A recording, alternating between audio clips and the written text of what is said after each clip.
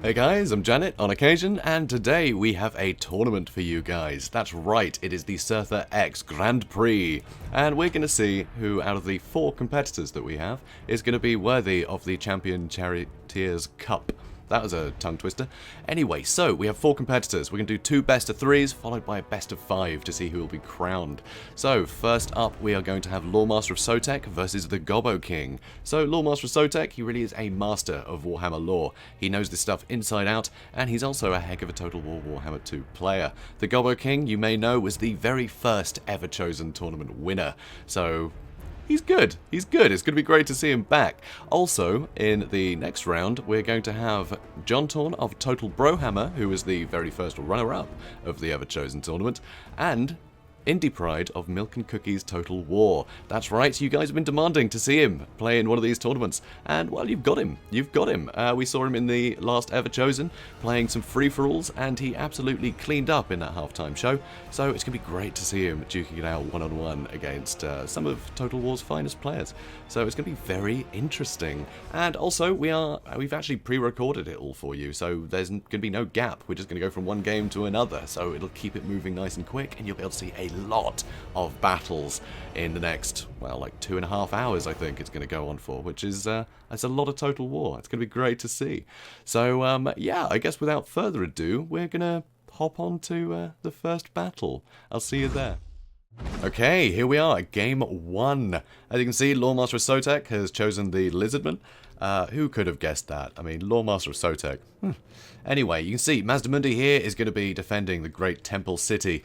So this is going to be a very interesting fight. He's against the High Elves. GOBBOKING has picked the High Elves for this one. And it used to be an incredibly difficult matchup for the High Elves. But since the Queen of the Crone DLC, they have a lot more tools, which we will get into. So you see SOTEK here. He has some Temple Guard on the edges, elite halberd infantry, great anti-large, armor piercing, and they even have bronze shields as well. So that's pretty great for a halberd infantry unit. He also has Saurus Warriors in the front. These guys will chew through spearmen. They are very good, and they really take an absolute beating before they go down. He also has some Skink cohorts with javelins, so that extra ranged pressure, it's kind of nice to get that early damage in, and they are very maneuverable, so very useful for some flanking later on. Speaking of flanking, he also has some other Skink cohorts on the edges, which will definitely help. Mundi has a fantastic spell selection too, so this is very dangerous indeed. You can see he has Ruination of Cities and Banishment. Both of these are free spells that he gets to use without any Winds of Magic cost, so they are very, very dangerous. He also has the Shield of the Old Ones, which actually adds magic resistance, which is a great 1-2. If you hit the Shield of the Old Ones on top of a unit, and then Banishment on top of whatever it's fighting, it kind of stops you from, scoring an own goal, basically. But he also has Arcane Unforging, which is going to be great for shutting down enemy spellcasters, as it does some really good damage, and it lowers ability recharge by 30 seconds. So suddenly, you want to use a spell and you've been hit by an Arcane Unforging, you can't. You can't. It's 30 seconds before you can do that again. So that is devastating. He also has an Apotheosis for some more healing, and he has Curse the Midnight Wind to lower combat stats and armor, which is very useful, because Saurus Warriors tend to struggle fighting armor a fair bit, so being able to sunder that armor and stop their combat effectiveness is pretty vital. Also, he has a Skink Priest of Heavens, which doesn't actually have any spells. You see, all he has... Whoops, if I can find him. There we go. All he has is the Cube of Darkness, which will greatly reduce power recharge rate. So again, it's more tools to shut down spellcasters, because the High Elves have some fantastic spellcasters. So being able to stop them is brilliant. So he's got great combination there. Also, in the back, you can see he has a Saurus Scar Veteran, really deadly fighter, really good anti-large and anti-armor, so very formidable, and he's escorted by his cohort of 2 Cold One Spear Riders that, again, anti-large, anti-armor, very, very scary. And finally, he has a Bastila with a solar engine, and you can see straight away the Noble is coming in for him, so anti-large, armor piercing is going to help against all those dinosaurs.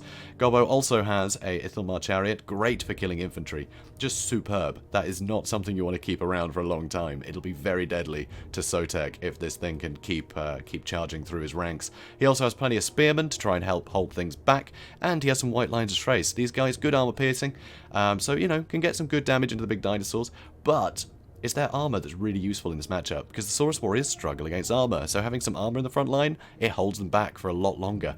And here, this is where all the punch comes in. It's all Sisters of Avalon.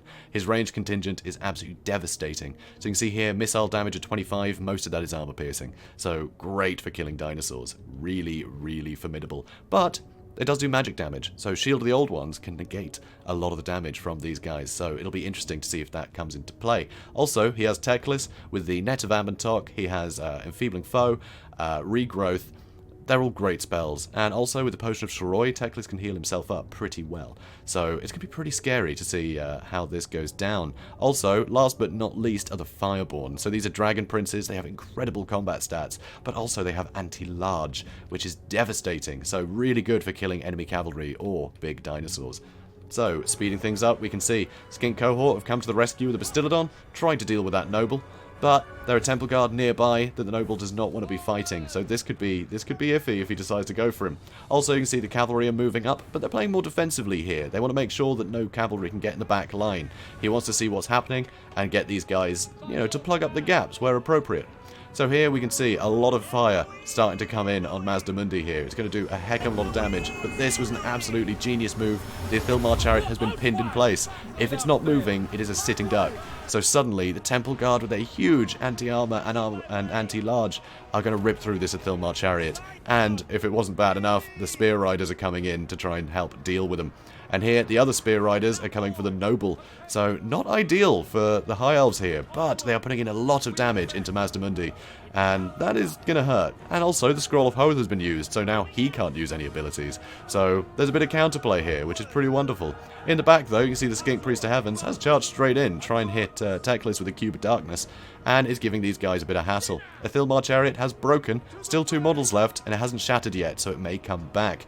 Here we can see Mundi is taking so much damage, but here we see the Shield of the Old Ones is going to negate 44% of the damage from these ranged units, who are taking a ton of damage in the back line from this Bastiladon firing into them.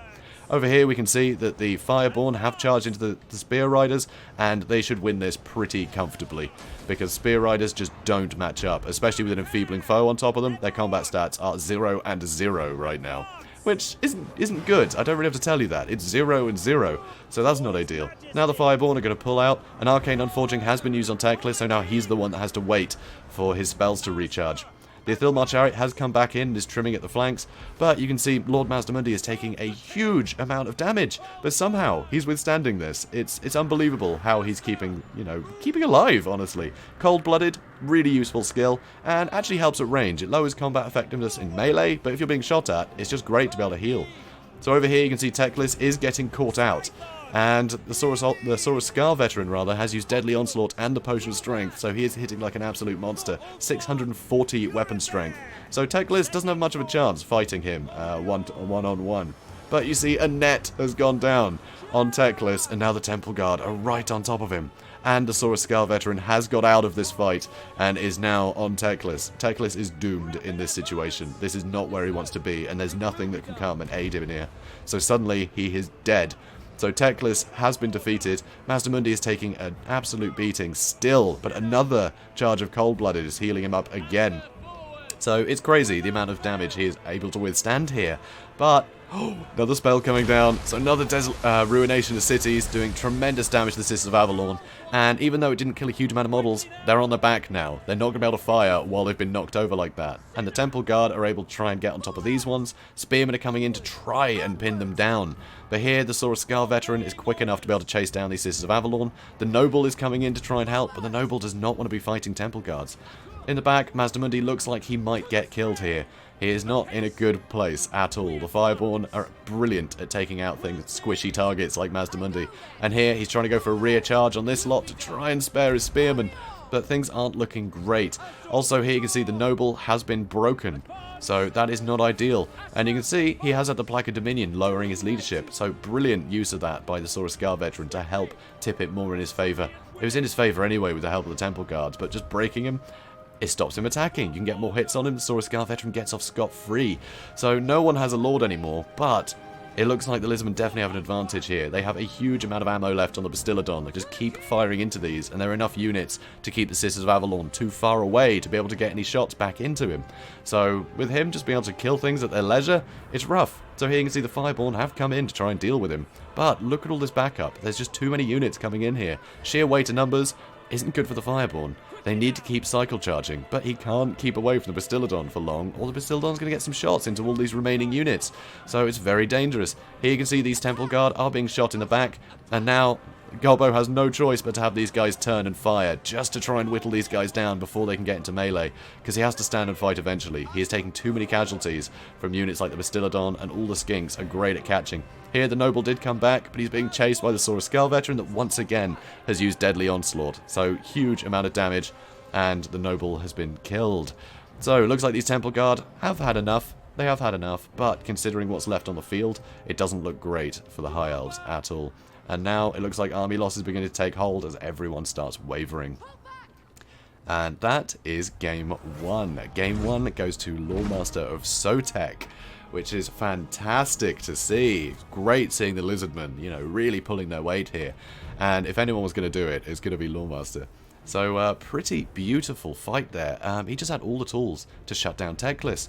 And without all that magic support, it can be really tough for the High Elves. You need to keep those regrowths on the expensive units to keep them healed up. You need those nets to be able to catch out any troublesome units, you know, of the Lizardmen. There's a lot of utility there. Enfeebling Foe, just to help tip things in, you know, the favour of whichever engagement you're trying to help out. There's just too much utility on Teclis, and constantly hitting him with debuffs to his magic regeneration and his ability recharge rates. It's bad. It's very bad for Teclis. And, yeah, SOTEK was able to capitalise on that. Shut him down very quickly. And the Athilmar Chariot, only 36 kills. A lot of that would have been Skinks in the back line after he came back. But he wasn't able to do any real damage. He couldn't afford to charge into any of the more expensive units to shut them down. And Gobbo needed that anti-infantry to help shut down the line so he wouldn't get swarmed. And unfortunately, with the Athilmar Chariot gone, he couldn't plug up all those gaps. The infantry was able to get in, and the Sisters of Avalon got completely overwhelmed. So, absolutely superb play by Lizardman there. SOTEK really did the Lizardman proud. Absolutely great to see. So, that is a 1-0 lead for Loremaster of SOTEK in this best of 3. So, we're going to head over to the next battle in a bit and see if Gobbo can crawl it back. Welcome to Game 2 between Loremaster of SOTEK and the Gobboking. Here you can see the Gobboking has brought Norske. He's against the Dwarfs. So it's going to be very interesting. So here you can see he has Marauders with great weapons. So a few of them, actually. 3 units. And these guys, really affordable, just cheap armor-piercing units. Very good. And you want to be able to swarm, so you want to go quite cheap. As Norske. Well, anything against the Dwarves, really. You want to be able to get in that back line. Also, he has some Marauder champions and some Marauder champions with great weapons, so that huge amount of armor with the Marauder champions is going to hold off a lot of the Dwarves' attacks, and the great weapons are going to help cleave through any of the armored infantry. Also, you can see he has Marauder hunters. Marauder hunters are rather unique, actually, for sort of ranged units. They have very short range, but they have armor piercing, and they have shield breaker, which is very useful against the Dwarves. So that missile resist that they usually have, you know, all these Dwarven shielded units, they're going to lose that, which is pretty cool. So it just lets all of that armor-piercing damage take hold, which is pretty interesting indeed. Also, he has a load of these Norsken trolls. So Norsken trolls are kind of a risk, because they don't have a lot of leadership. Yeah, pretty low at 45. They can get routed very quickly, very little armor. So anything like Quarrelers or any cheap ranged units, Rangers for instance, can finish them off pretty quickly, and they'll end up running away very fast. So you really need to keep them safe. You really need to bring them in somewhere where they're not going to get shot at, so they can get that really good armor-piercing damage in. So he has 3 units of those. Also over here you see he has a metal caster, so Shaman Sorcerer of Metal. So really like these guys against the Dwarves, because of course they have Plague of Rust, so they can lower armor. So it lets all the non-armor-piercing units really capitalize against the Dwarves. And also he has Transmutation in Lead, which is just a massive -26 to melee attack, which is huge for the Dwarves, because Dwarves aren't very melee attacky. That's a word, don't worry about it. Yeah, they just don't really hit very well. They're more defensive. So that'll basically put their melee attack down to 0. So it's going to be pretty brutal to weather a storm when you can't fight back. Also, he has some more champions over here, and they're led by Wulfric the Wanderer. And Wulfric, obviously complete champ. Chariots are an absolute nightmare for the Dwarves to deal with, and he just has some great stats. He can get a lot of work done very quick, a lot of armor, and he also has this little gem, Hunter of Champions, which lowers speed by 48%. Dwarves can barely move as it is, lowers armor and melee defense, so all the things that keep Dwarves going they lose, which is absolutely massive. So really, really useful ability. So Wulfric, definitely a bit of a champ in this one. Here you can see miners with blasting charges are basically the front of the dwarven front line. Those blasting charges, they can do a lot of damage to sort of cheaper things like Marauders, so you can get quite cost-effective fights there. And also it'll break up that charge, it slows units down because they're, well, flying everywhere because of explosions, which is always good. And they do have some armor piercing themselves, which is rather nice. So they're very, very cost-effective units, I find. So here he also has the Warriors Dragonfire Pass. The fire damage is really useful against Norske. There's a lot of things that are weak to fire, but they are anti-infantry, so they can hold their own against a lot of decent infantry, honestly. Also, some Longbeards. These guys are all immune to psychology. Dwarf Warriors there, but these guys are immune to psychology, so any of the terrifying monsters that Norske can bring, it's not going to terrify them away, so they're going to hold a lot longer, and they do have very good combat stats. So, very fun there. Also, a Rune Lord. Brilliant support character. So, if we have a look at some of his abilities, he has the Master Rune of Negation, which is 44% damage resistance. So, you know, suddenly things are about half as effective. Also, Master Rune of Wrath and Ruin does a ton of damage to things that it's used on, and it lowers their speed, which is really good for controlling the flow of the battlefield. He also has the Master Rune of Oath and Steel that will add 60 armor to anything nearby. So suddenly, the pretty high armor of the Longbeard, 100, it'll go to 160. So Rune Lord, very, very useful. Also, he imbues a lot of magic resistance, which is good, because Fimir, a very popular pick for breaking through that front line, because they have armor sundering, but they also have magic attacks, so if you can negate a lot of that damage, it really helps. So, over here you can see he also has a couple of Rangers. He has some Bugsman's Rangers, which are slightly better in Rangers. They regenerate, and they're a bit better in melee, which is nice. He also has some Thunderers for some armor piercing. He has a Master Engineer to help buff all of his ranged units, so they can get more value quicker. And he also has the Dragonback Slayers in the back to defend. And last but not least, he has Giant Slayers as well. Giant Slayers are just wonderful in this matchup against some of the big, scary monsters. But Gobbo hasn't really brought a lot of very heavily armoured stuff, so it might prove a waste. So here we can see, oh, I completely forgot about these guys too. Gyrocopters Brimstone Guns are a fantastic tool for dealing with Chariots. They can just chase Chariots down all day, and they have really good armor-piercing missile damage, which is really nice. So it's a lot of help. Gyrocopters are very useful in this matchup. Can really help, because generally, Norske doesn't bring a lot of ranged units, but these Marauder Hunters are going to do some really good work to them if they can catch them. So he's going to have to be careful with the Gyrocopters, but the Gyrocopters can do a lot of damage to things like Wulfric, so it's going to be interesting. Also, they have bombs that are going to help against the more lower armoured units, which is pretty handy. So here you can see Wulfric has baited out most of the missiles over to this side, and the Trolls are coming in the other way, and the Trolls' best defense, well, their best hope of being killed, I guess, is ranged. So this is brilliant. So they've come in, there's no range support, so the Dwarves are just going to get hit by all of this massive weapon strength, all that armor piercing, and there's nothing to stop them. Here you can see these Marauder champions are being whittled down very fast, which is definitely worthwhile. Excuse me, you want to kill these guys very quickly. So that is scary. Wulfric is being shot by those Gyrocopters, and over here you can see that the Shaman Sorcerer has debuffed these guys. So now 5 melee attack on Longbeards, which are mid-tier infantry. So that is pretty scary. But the Trolls completely unaccosted. They're able to charge in, and because of this wide Norscan formation, now the Giant Slayers are caught up on Marauder Champions. The Marauder Champions, they don't have armor piercing, but they don't need it against the Giant Slayers. So this is perfect for Gobbo, and these are units that could just walk straight through all of these Trolls. So that is very dangerous indeed. So all of the answers to the Trolls are elsewhere on the battlefield. So that is very dangerous. And here you can see the Marauder Champions, even under all that fire, did manage to get into melee. And now a ton of units are coming in the back. These are all Marauders, Marauders with great weapons, and Marauder Champions. So suddenly, all the ranged units are surrounded. Amazingly though, the Thunderers did manage to sneak out, but there are more champions over here that can double back. So suddenly, it looks pretty bad for this Dwarfen back line, and the front line isn't holding out so great either without that back line support. So things are definitely looking very troublesome here for the Dwarves. Wulfric has taken a bit of damage though. Some of the Marauders are really starting to struggle, but I mean they're fighting Longbeards, and the Longbeards have almost had enough. So it is not looking great for the Dwarves here. The Rune Lord, he's obviously able to support this front line a lot, and I think that's the only reason these Trolls are still able to, you know, still fighting this stuff. Otherwise they would have walked straight through.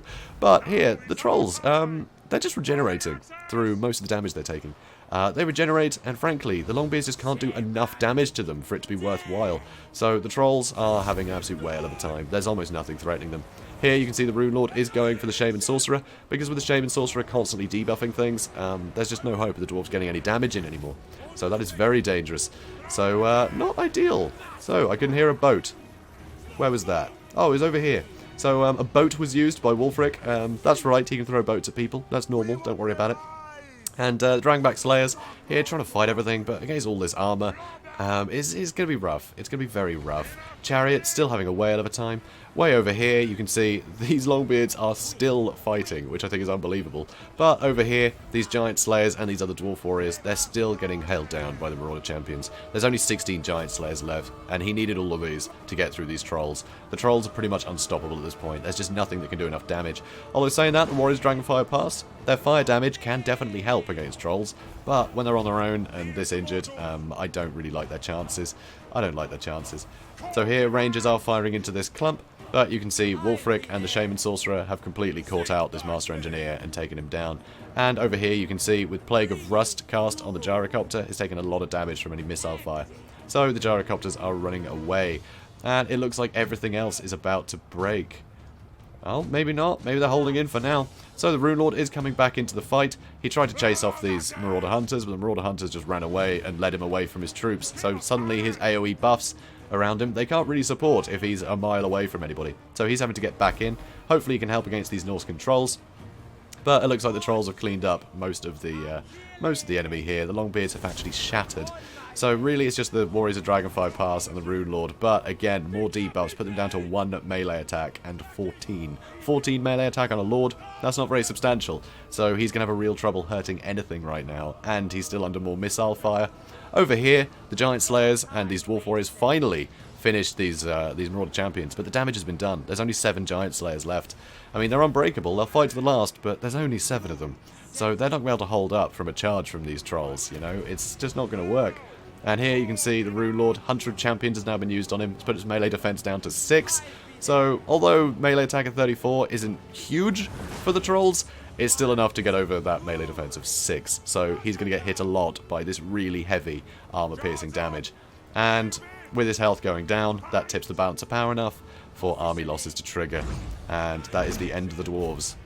So SOTEK, rather than have his 7 Giant Slayers try and win the fight, he calls that a day, which is understandable. I didn't like the chances. So that is now 1-1 between Gobbo and SOTEK. So the next match will be the decider. So very tense, very good here. So but I mean, Dwarves, they're a risky pick generally. A bit of a one-trick pony. If you can't keep that backline safe, you're going to be in a lot of trouble. It's very difficult. A lot of the damage dealers are in the backline rather than the front line. So you need these layers of fire and just slow things down with the front line with their great defensive stats. But I mean, Gobbo just had a lot of numbers here. Certainly outnumbered the front line, so he was able to get into the back line. It was very juicy. Even with the buffs from the Master Engineer, these guys just couldn't get enough damage into whatever was encroaching on them. So they ended up just getting completely surrounded, and they can't really fight things off in melee. Certainly not Marauder champions. There's no hope there. So, real shame, but the Dwarves just couldn't keep that back line safe. And also, the Trolls came in completely unaccosted. There was nothing focusing on them at all, and they're something you really want to shut down early. Because, I mean, 71, 37, and 40 kills, that's pretty formidable. Trolls aren't the most expensive thing in the world, but they didn't lose a single... Actually, sorry, they lost a single model. So, that's pretty great for the Trolls, and not great for the Dwarves. So, pretty fantastic. Great match. So, in a second, we're going to fly over to the third match and see who takes his best of 3. Welcome to Game 3, everybody. So this is going to be the tiebreaker between Gobbo and SOTEK, and it should be an interesting match. So this one is actually Greenskins, led by the GOBBOKING. I mean, he had to at some point, right? And he's against the Vampire Counts. This can be really tough for the Greenskins. They have quite low leadership, and Terror is going to prove very deadly to them. So, but this build is incredibly robust. I'm really loving this. So you see he's got Black Orcs, which are actually immune to psychology, have great armor piercing, great combat stats, so very formidable as a frontline unit. He has 2 units of those, and he has a ton of these Orc Biggins. So Orc Biggins, if we look, they are anti-large, which means they're very good at dealing with all, the Terrorgeist and the Crypt Horrors and all the big monstrous units that Vampire Counts can field. But also, they just hit so hard, and their combat stats are good enough with pretty good melee attack, and with War procced, they hit so many times that you can basically kill things quicker than they can heal a lot of the time. So the Vampire Count's massive healing suddenly can't keep up with things like the big uns. So very interesting unit. Also, he has Orc Arrow Boys for some missile support, along with the Rusty Arrows. The Rusty Arrows can sunder armor, which means all the Arrow Boys can suddenly get more damage in if they're firing at the same target, because they don't have to get over that armor, which is pretty fantastic. It is a classic. But the Orc Arrow Boys, usually you'd see sort of goblin archers, but the Orc Arrow Boys are much better in melee than the Goblin Archers, which means if zombies get summoned on top of them, they can fight them off in melee. So if they can kill anything that bogs them down, they can get back to fighting, which is very formidable. He also has some Savage Orcs in the back, which are going to be great for dealing with zombies quickly, because they have great weapon strength. They're just great for killing very quickly. So against zombies, they can just chew through them very fast and get the archers back online. So a lot of very good defensive backline forces there. He also has the Broken Tusks mob, which have anti-large and anti-armor, so they can be very formidable against any sort of big monster that lands or gets nearby. Also, Wurzag is an absolute trooper. So the thing is, the Greenskins need to kill vampire counts as quickly as possible to get over that sort of healing, massive amount of healing, frankly, the vampire counts can bring. But with Wurzag, obviously the War, you get that with all the lords, but that's going to really add to the melee attack. But also, he has this ability here, the Bonewood Staff, which every time he casts a spell, his whole army will get an extra melee attack buff, which is pretty damn formidable. So really good. So really great unit, Wurzag. Effigy to Git is great for pinning down a unit as well. So if something does, sort of end up in a position they don't really want to be in, suddenly Effigy to Git does a load of damage and pins them in place, so you can capitalize with things like the Rusty Arrows, all of these archers, and the Broken Tusk mob, or even just big uns. So it's pretty formidable. And here you can see this is a pretty typical vampire count build here. You have a Terrorgeist in the air, great anti-large, great for hunting things down, and those breath attacks really help against things like Black Orcs. Also, he has the Sternsmen, which will regenerate all by themselves, so even more healing for them. Really good anti-infantry. He also has some Graveguard with great weapons in here to try and help with the Black Orcs, along with some standard Graveguard to deal with more infantry. He has some spears in the back to stop himself from getting surrounded by cavalry, and he has some zombies in the front as flak. Some Blood Knights, which are very formidable cavalry, just unbelievably good. On the charge, 78 charge bonus, really good weapon strength, anti-large, very formidable, and just great combat stats of 41 and 41. It's fantastic. Also, you can see he has a Necromancer hidden in the back. He's going to be a battery, and he's going to keep the balance of power in his favour by having someone powerful hidden in the back. And the Claw and a Gash is going to slow things down, which is always nice, as well as damage things. As long as it's in melee, it'll damage things in an aura, which is very good. And also it causes terror. It's just fantastic. It'll also heal things around it a huge amount, so a lot of healing. And he has Heinrich Kemmler, which you don't often see. He is fantastic. I love Kemmler. So Kemmler is going to be able to summon Krell, who is a sort of undead chaos monster, absolute beast of a fighter. And he can be summoned. He will degrade over time, but very slowly, and he really packs a punch. So Kemmler can basically summon a bodyguard, as well as all the usual buffs that he gets. So pretty cool. So we're going to move things along. You see, War has already been procced as the front lines are coming in, but these zombies are going to take a lot of the flak from the War. So I think Lordmaster SOTEK would be wise actually to back away slightly and not to engage until the zombies can sort of just pin these things down for a bit. You don't want War on your guys, when you're in combat. It's not good. War is too powerful. And here you can see the Claw and a Gash is taking a brutal amount of damage from all this archer fire. Huge amount of archer fire. It's doing a lot of work. So Invocation in the Heck used to try and heal him up. That's definitely going to help keep him in the fight. And you see at the back, the Terrorgeist is trying to probe the back line. That doesn't seem to be having a huge amount of success here just yet. So Krell has been summoned, but the Effigy to Git has been used on him to slow him down. So now Krell can't get on top of Wurzag. Krell has great weapon stats and really good anti-large. So if he can get on something like Wurzag, who is on a, he is mounted, he is on a big pig, suddenly he's going to do a lot of damage. But with the Effigy to Git, it allows all of these archers to turn around and start firing at him. He has a lot of armor, and luckily the Terrorgeist has come in to stop the Rusty Arrows. But right now, Krell has no choice but just run into any old nonsense.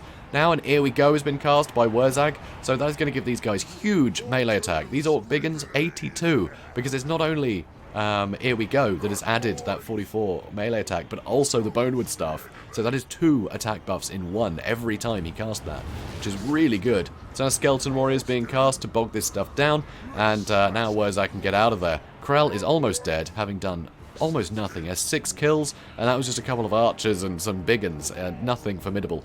So that is really well played by the Gobboking, just to stop Krell from being able to get any use.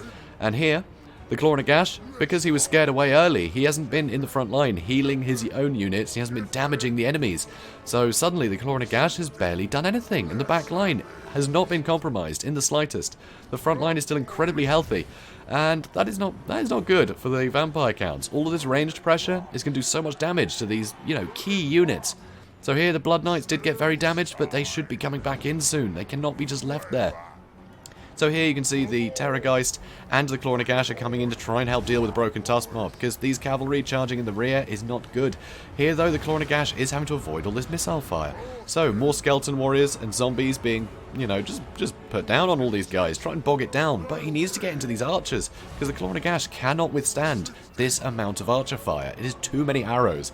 So although these guys aren't brilliant units, backed up with the rusty arrows, suddenly they're a lot more formidable, and there are just so many arrows. It's brutal. This is looking quite one-sided at the moment. The Blood Knights are still as yet to come back into the fray, but the Greenskin front line is holding out hugely here. Now Effigy Git has been used on the Terrorgeist because the Terrorgeist was hunting down Wurzag, and now he's just a pincushion right now. He can get shot at by anything, he can't avoid any of the fire. Although it looks like he did end up getting out of a fight there, because if flying units aren't being bogged down in combat by anything on the ground, they will eventually just rise. They will just fly. But he is still pinned by the FG to Git. Actually, that has worn off now. But that is something you need to sort of concern yourself with. You need to make sure you have something fighting it to keep it on the ground, or else he will avoid a load of the fire rising back to the surface. So all of these vital units, they're having to try and come back in, but under this fire, there's just no way to get back into the fight. Over here you can see the Blood Knights are trying to, but with all these big uns poised and the Savage Orcs, it's not going to be easy for them to just charge through and kill everything. So the archers are still going to be doing a lot of work. They've all turned around to shoot the Blood Knights, which does give the Claw and Gash and the Terrorgeist an in.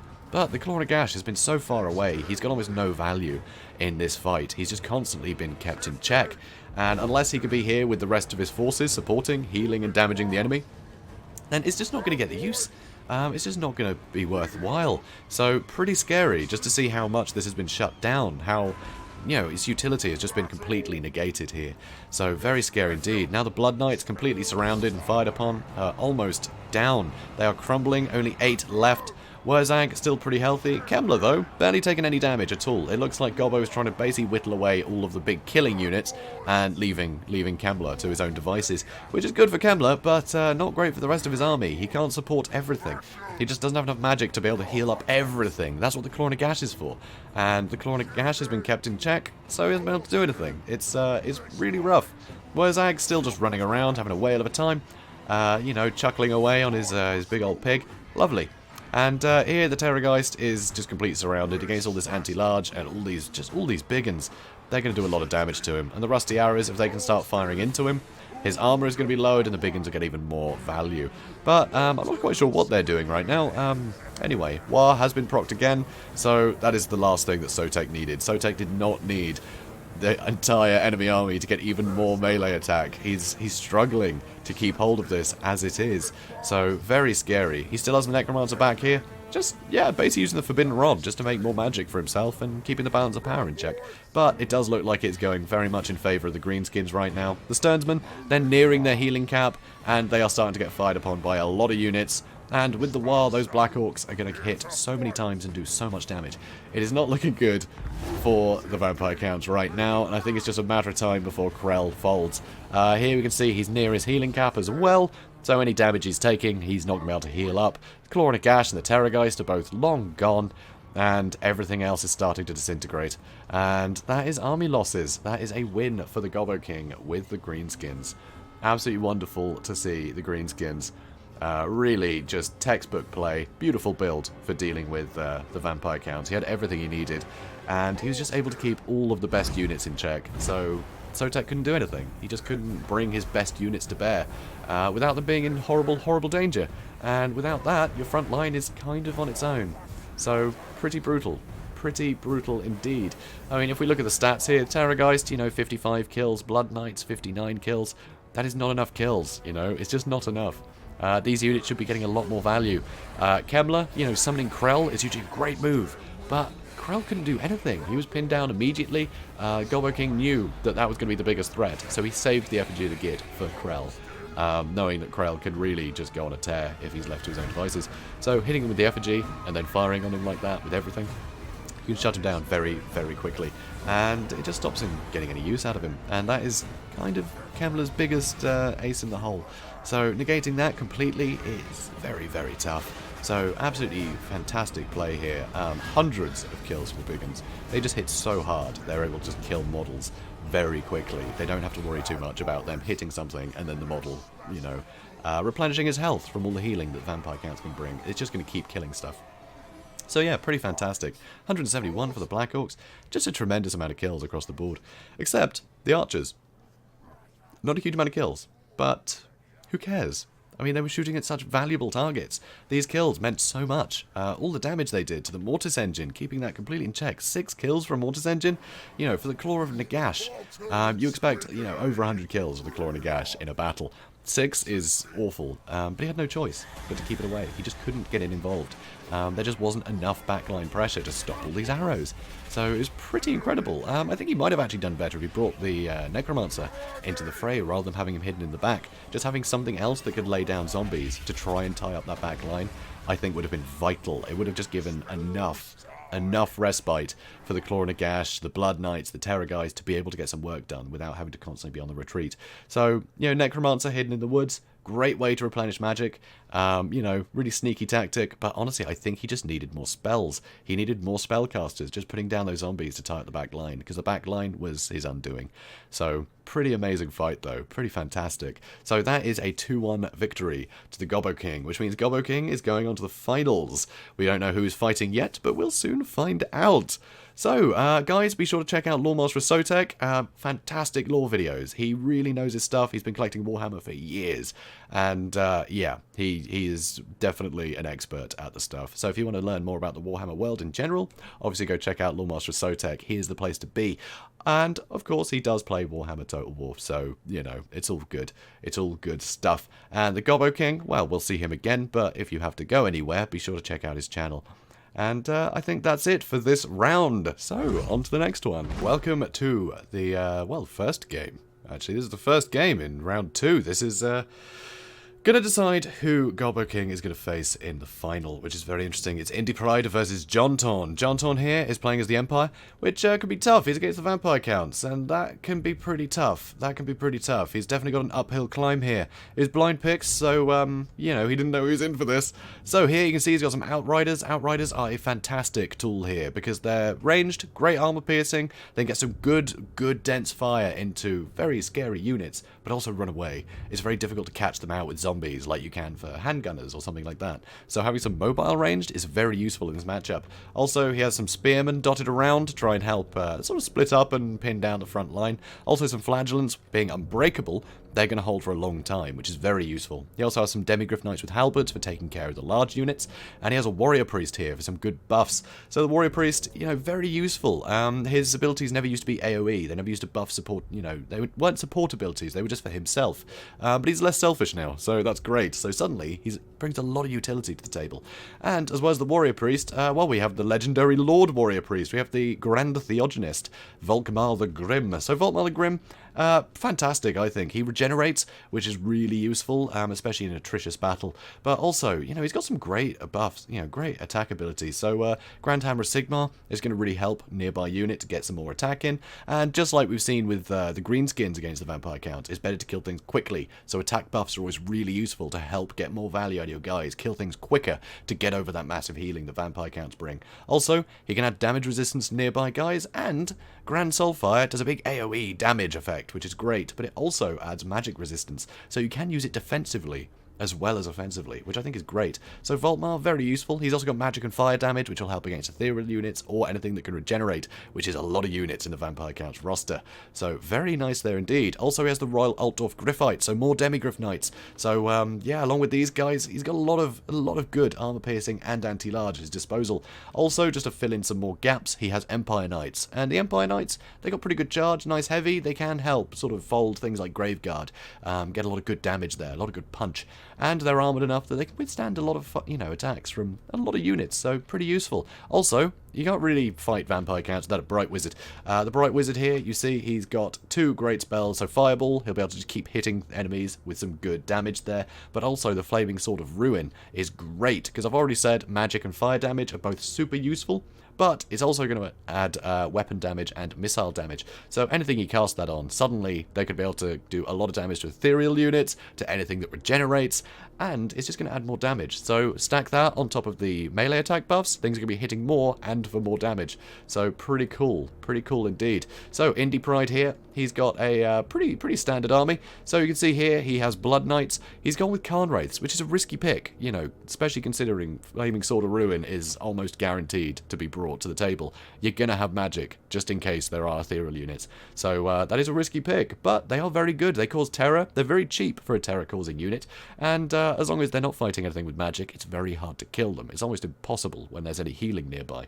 So his lord is Manfred von Carstein, so death magic and Law of Vampires is very scary. You know, he can summon a load of things and use Spirit Leech. Soul Blight he's got as well to lower armor and combat effectiveness. Very scary. Also, Varix Reavers are very formidable, really nice. They regenerate, and they just do a lot of damage on the charge. Really good utility, will really help bowl over a load of the cheaper infantry, especially Flagellants will take a ton of damage on the charge, because they just don't have the mass to withstand, you know, something like Varix Reavers. He also has some Fellbats to chase down and bog down any ranged units, any, you know, cannons or anything like that. He's got a load of Skeleton Warriors, which is very nice to help muck things up. He's got the Sternsmen, which will regenerate and have good anti-infantry, as well as good shields as well. A lot of good shields in this line. So a lot of Graveguard as well, and some more Blood Knights. So pretty formidable, very scary army here. So we are going to speed things up and see how this pans out. So, at the moment you can see the Outriders are trying to find something decent to shoot at, but everything is just shielded and scary. So he's moving everything to one side, trying to get an in here to get some damage into these Blood Knights, because he's got to shut these guys down early or they could get massive value. Any charge they get off, they will get a lot of damage in. So here, it looks like he's just going for the bats at first, so they can't keep chasing things down. Here you can see the Blood Knights are pushing up, and JONTAUN is having to pull back. This is too wide an army. He can't stop everything. He doesn't have enough infantry to pin down everything, and with all these Blood Knights on the prowl, he can't really afford to charge the Empire Knights into anything. They're just going to get countercharged by the far superior Blood Knights. But here, it looks like the Fellbats are basically, you know, they've basically had it, so that's something. And it looks like INDYPRIDE is pushing back here. He is trying to pull back and rearrange so he can basically pick his targets. So here the Khan Wraiths seem to be moving around the back. Blood Knights are poised on this side, so that way he can't choose to go to the other side of the battlefield to avoid the conflict. But, you know, with all the Demigryph Knights, he could overwhelm one side, I think. Obviously, a lot of these units can move in to try and help, but I think a hit and run, trying to catch out the Blood Knights, or even just knowing that the Skeleton Warriors can be bowled over very quickly, charge them.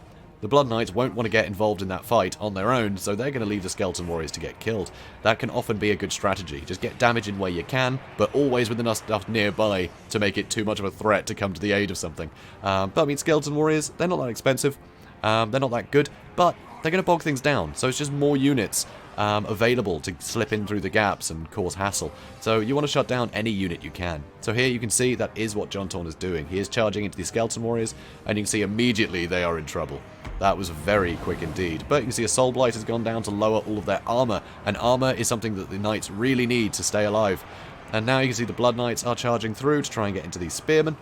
Still more retreating, basically. JONTAUN doesn't have a comfortable engagement to jump into, so he's having to just whittle away at things and pin what he can while he tries to find a good in, something he can catch out to do some serious damage, because these Blood Knights need to go.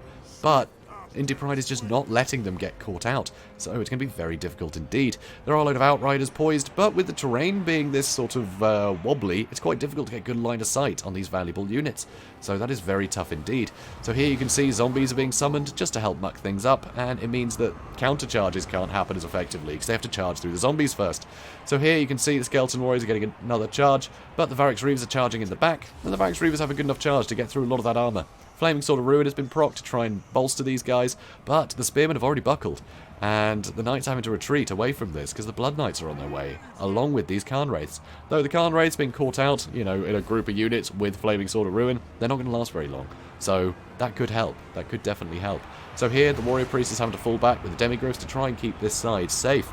So it's looking very dangerous. The Varix Reavers are just completely pressing forward to try and keep on these Empire Knights. They're really struggling. So here, Grand Soulfire, not the best target there. It was a bit on the outskirts, and it did miss the Khan Wraiths, unfortunately. But the Royal Altdorf Gryphites are taking a lot of damage here. A lot of spells are being used by Manfred that are going to do a lot of damage that can't really be recovered. There's no life magic on the field here. So suddenly, the Empire don't really have any opportunity to heal up these expensive units. So any death magic is going to whittle things down, and you're not going to be able to recover from that. So here you can see the Blood Knights and the Varix Reavers. There's a lot of power here. Actually, sorry, these are both Blood Knights. Varix Reavers still over here. Being gunned down, actually. Looks like they're going to lose. But 2 units of Blood Knights are too much for the Altdorf Gryphites, and the Khan Wraiths are in here. Almost indestructible, seeing as how there's no magic damage on the field. Apart from Voltmar, actually, but he's going to be hitting Blood Knights a lot instead of that. It's not enough. He is not enough. And now a Spirit Leech has been cast on him. He does have some magic resist, which is definitely useful. It will keep him alive a lot longer, and he does regenerate. So Spirit Leech on him isn't necessarily going to be the best thing in the world. I think maybe the Warrior Priest would be a better target, just so you can't keep, buffing with one unit and then buffing with the next.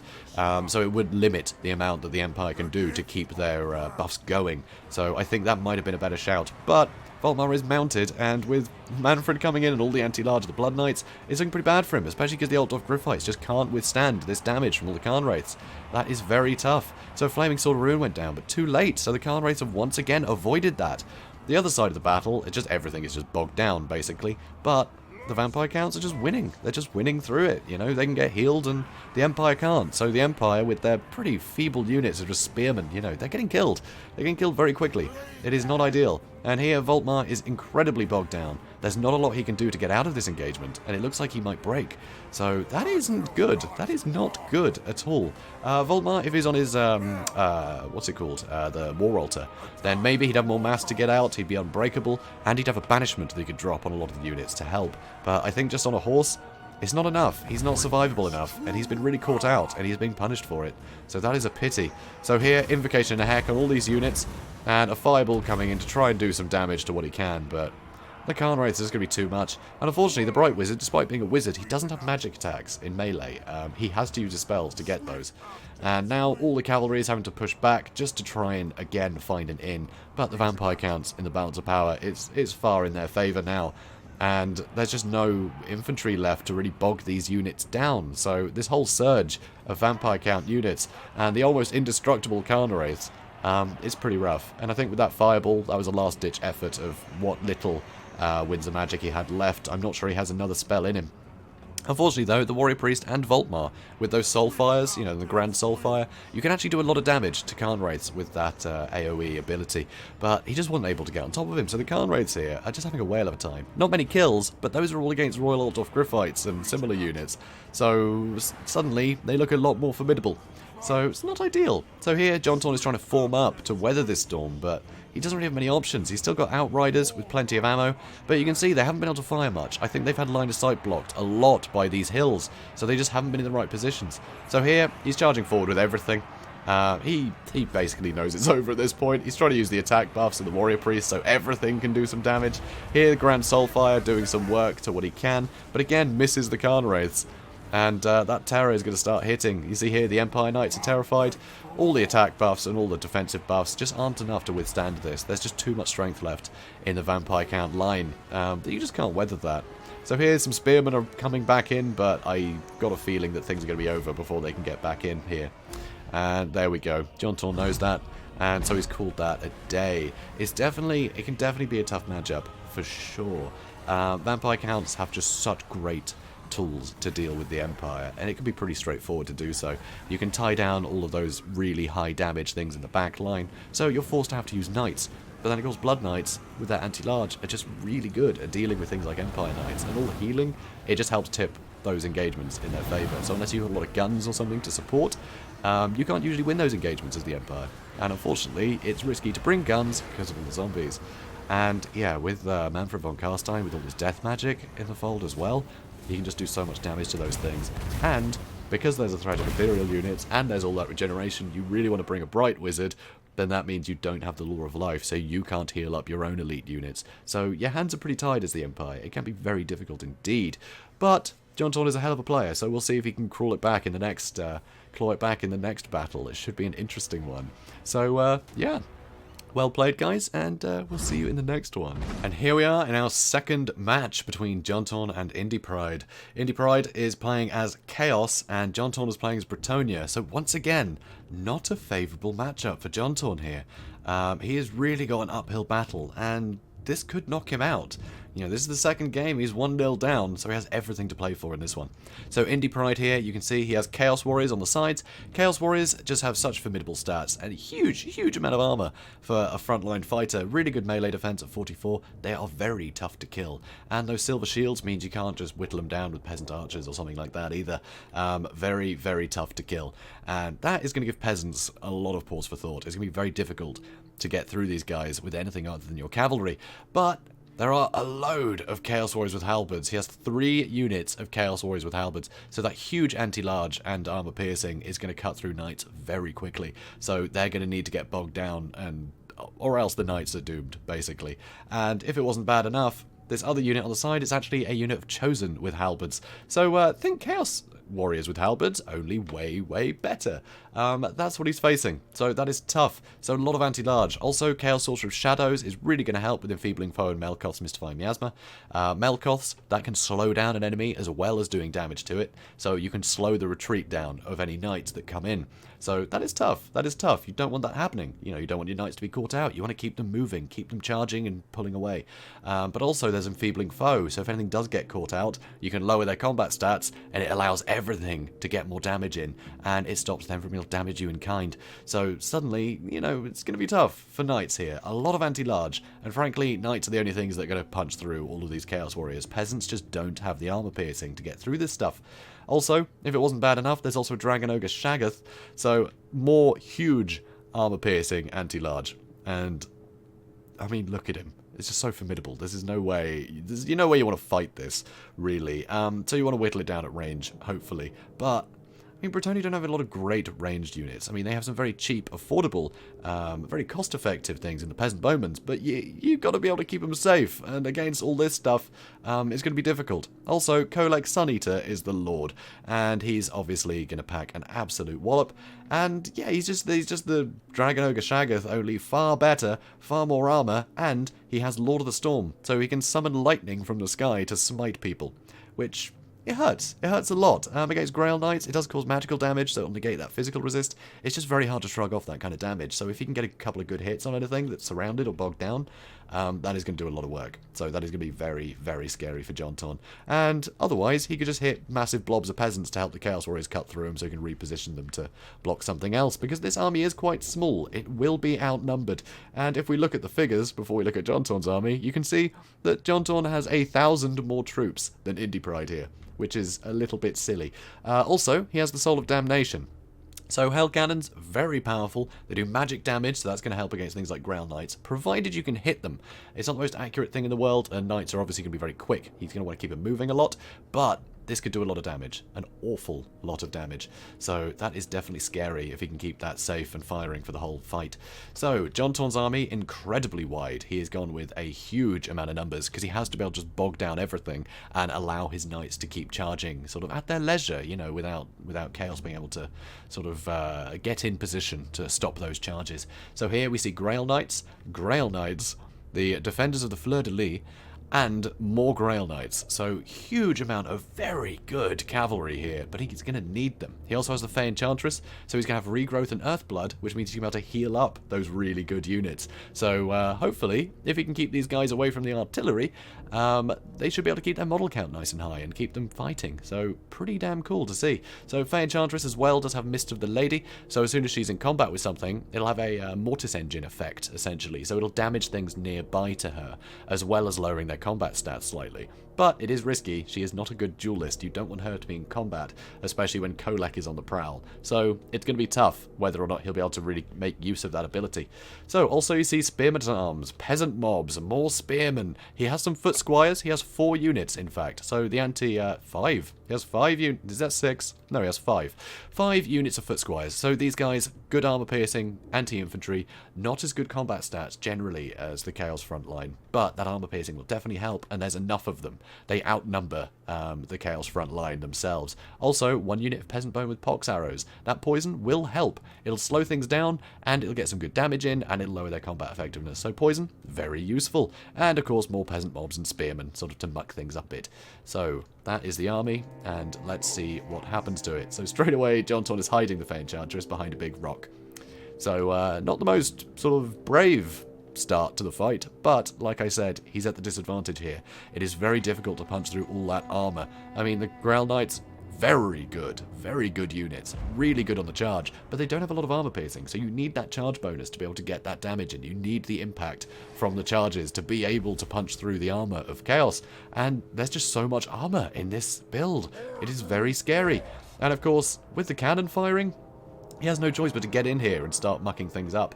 It's going to be very difficult to time all this, especially under all this fire. A lot of units are going to get very hurt by the Hell Cannon before they can get engaged. So with all the terror on the field, there's no Grail Reliquary to make things immune to psychology, so they're just going to run away, basically, from all this terror. There's a lot of scary things here. You know, Kolek and the Shaggoth, you don't want to fight that. It's terrifying. So it's not going to help much. Over here, though, you can see the Hell Cannon has missed a fair few shots so far, which is impressive. The Bretonnians have managed to avoid it somehow. So another Hell Cannon shot coming in, and not a bad hit. Done some damage to the pox arrows. Pox arrows don't have great leadership. You can see it's more than halved from that one shot. And a few of them are dead, but it's nothing much. Nothing much yet. Another hit just between units. This Hell Cannon is actually performing pretty terribly right now. It's usually more accurate than this, so JONTAUN is definitely lucky here. That might be a good omen for the battle. Or it might just be, yeah, building his confidence for no good reason, because Hell Cannon's hurt. So you can see cavalry are trying to poise around the outside, and honestly, I think the Soul of Damnation is probably better used to shoot at the Grail Knights. Just keeping the pressure on these guys. Any hit, it'll kill a good few models, and you can't heal them up if they start losing models. They're going to lose effectiveness very quickly if that's the case. You know, no amount of regrowth is going to help if they're already dead. So here you can see the Fey Enchantress is moving in, but of course halberds are moving in to try and block that. Chaos Warriors have barely been scratched, and they're being shot at as well as attacked by peasants, but the peasants aren't going to make a dent in them, honestly. So Fey Enchantress apparently looks like she's chasing everyone here, which is interesting. So he pulled away to avoid Kolek from getting any hits in. He doesn't want to commit just yet. So here a Melkoth has hit the defenders of the Fleur-de-Lis, and that's going to slow down their charge. So the impact there was kind of awful, honestly. It wasn't a great charge. And now the halberds are on top of them, and he has to pull away. Look how much damage they've taken already, just from a couple of hits from the Shaggoth and the Melkoth hitting them. Here, all the other knights are poised to try and find an in. Here, Lord of the Storm is going to hit these foot squires. The other foot squires are already broken. And, yeah, these Chaos Warriors are still on half health. So it's not looking good for the front line. And here, beautiful hit. And it did kill a Grail Knight, so that is a start. That is definitely a start. It wasn't the cleanest hit, but it did alright there. It did alright. Shadow Wizard, still totally fine. Kolek's barely taken a scratch. The Shaggoth, he's just making sure that none of these knights dare come into this fight. And the peasants are slowly wrapping around and pinning more things down. But in the front, most of the peasants are breaking already. They will come back, but it's not looking good. Kolek, he's under a lot of fire from the peasant bowmen, and that damage will add up if he doesn't shut them down soon. Grail Knights did decide to run in and decide to run out again, seeing the Hell Cannon firing at them. So looks like the Fey Enchantress is moving in to try and help, which is definitely a bold move. And here the defenders of the Fleur-de-Lis are fighting everything in the back line, but this is not looking good. There are a lot of halberds here. The Chaos over here, the Chosen, Chaos Chosen over here, yeah, they'll fight foot squires, but actually this is good for the foot squires. A lot of the expense of the Chosen with halberds is that anti-large bonus, and of course the foot squires don't need to worry about that. They're not large units. So this is actually a fairly cost-effective exchange, and it's a good way to pin down these Chosen, because you definitely don't want them fighting your knights. So here, more charges coming in to try and break these Chaos Warriors. One unit of Chaos Warriors with halberds here, and the other Chaos Warriors have broken. But there's a lot that has come to the defense of the Hell Cannon, because he wants to keep this Hell Cannon online until it runs out of ammunition, at least. So, yeah, you definitely want that to happen. But so many peasants bogging all this down, and here we are going to see a beautiful Comet of Cassandora coming from the Fey Enchantress. She has that as a bound spell, the Chalice of Potions, so she can, I think, use it twice in a battle. So that is one, and it did a huge amount of damage to all of these units. And now the peasants have a bit of a fighting chance. I still don't like the chances, but it helps. It's definitely going to help. There's a lot of damage on the halberds, and it's going to give the knights a huge amount of respite if the halberds can get taken care of. So here, the Chosen did finally defeat the Foot Squires. A brave charge from the Grail Knights trying to come in here to do some work. And it is killing a few models, and it's letting the peasants get on top of it, and hopefully the Grail Knights can get away without having taken too much damage. Unfortunately, though, all the peasants over here get terrified away as the Shaggoth and Kolek run in to try and deal with these Grail Knights. Now the Grail Knights are struggling to get through all these halberds. More infantry are coming to back them up and bog these halberds down, but that was a lot of pressure on the Grail Knights there. Luckily, still a very healthy unit over here. And it looks like these Chosen are... Nope, they're still actually quite comfortable. Surprisingly so. Their leadership is so good. It's very difficult. But you can see he's going at them with everything. They're secluded, there are no Shaggoths in support, so if he can kill these Chosen, or at least make them rout, he can chase them off the battlefield with something. Probably the defenders of the Fleur-de-Lis, who have the lowest amount of health out of all the knights, and actually they're the least... competitive, the least, combative of the units. The Grail Knights are definitely superior. So here, that's the biggest anti-large threat besides the Shaggoths that you can kind of run away from. So it's pretty good. It's pretty good to get rid of those. Oh, it looks like he's not chasing them down, which is very interesting. So he's coming in here to try and get a rear charge on these Chaos Warriors by the looks of it. Yep, it's going to be a beautiful charge if he can get a nice one here. So pretty good. Not bad. Damage mounting. Not a huge amount of models dead, but pretty good. That's some good damage, and the Fey Enchantress running in while the Dragon Ogres are busy. She's safe to get in there and lower their combat stats, which should definitely help. Huge mobs of infantry are running in here to try and bog this stuff down, and they are broken. They just can't handle the pressure of all of these knights charging in one after another, and unfortunately the Shaggoths can't be everywhere. So they're there trying to kill some Grail Knights, although it looks like they got rid of the defenders of the Fleur-de-Lis. Poor souls. Anyway, this is pretty good for Bretonnia now. There's not much left. Obviously, the Soul of Damnation still has a couple of models, but they're bogged down by all this infantry. They're not going to be able to fire the cannon, and he really needs that cannon to punch through all these guys, because these archers are still firing. So these guys are getting poisoned, and they're trying to fight everything. All this cheap anti-large, able to bog them down, and the cycle charging for the Grail Knights, it's going to whittle down their health very, very quickly at this point, because there's nothing else taking the blows. There's no other Chaos Infantry left to support or get in the way of these charges or react to them. So the Dragon Ogres are basically on their own. The Shadow Wizard, amazingly, is still going. I'm surprised he wasn't sniped out earlier, but he has been mirroring the actions of the Dragon Ogres for the most part, so it's difficult to commit a lot of decent units into that fight, knowing that the Dragon Ogres can do a lot of work in kind. So it's tough. But yep, now the Chaos Sorcerer is starting to take some pretty substantial damage, and another Lord of the Storm coming in. But most of it was avoided. Some of the peasants got hit by it, and that was enough to terrify them, unfortunately. But most of the cavalry got out of the way of that. So, not the best in the world, but you do what you can, right? Balance of power now, heavily against Chaos, despite having these really tough units. But this one Shaggoth is super injured. Unfortunately, no Pox arrows left. So here, his only chance is to kill the Fey Enchantress to help tip the scales. But she just has too many men to be able to run through and away from. It's tough. It's definitely a tough one. So this Dragon Ogre, super injured. Kolek, super injured. A Mail Cult has been cast on something. Something? What was that? Was it these? Nope. Nope. Okay, I can't even see where that was cast. Oh, it's these guys. Okay, cool. So the Grail Knights had a Mail Cult cast on them, which is definitely wise. You definitely want to keep whittling them down, especially when they're this injured. It's definitely useful. Here, though, the Grail Knights have charged in, and here looks like another Comet of Cassandora trying to intercept these Chaos Warriors. But he's going to walk around them, and that's enough for these units to get completely cut to ribbons. And there we go. So that is a win for Bretonnia and a win for JONTAUN. So that is 1-all in this set, which is pretty commendable. This is not an easy matchup for JONTAUN here. Bretonnia do really struggle against Warriors of Chaos, getting through all that armor, and Warriors of Chaos just have some brilliant solutions to cavalry, and you can't really go all infantry. Everything's going to get terrified away. It's rough. It is very rough. for Bretonnia, but he pulled it out just through excellent micro. All of those beautiful charges and not leaving the cavalry in long enough to take too much damage, and Fey Enchantress working overtime to try and heal everything up and keep them fighting. So it was pretty incredible. I was very surprised by this, but that's the thing with JONTAUN. If he's got a good cavalry force, he makes incredible use out of it. He's always been incredibly good at that. So INDYPRIDE had his work cut out for him, it seems. So pretty fantastic. 143 kills with the Soul of Damnation. Told you that Hellcannon would put some work in. Unfortunately, that was mostly peasants. But it seems that the peasants, just their overwhelming numbers, they just kept all of this stuff busy so well. It was really impressive. The foot squires held out a lot longer than I thought they would. And they really put some work in. Kolek with 146 kills. Lord of the Storm is brilliant. That gets a lot of work done. But when you're outnumbered to this extent, you know, 100 kills on each of these units probably wouldn't have decided the game. It's a little bit ludicrous how many units JONTAUN had sort of spare.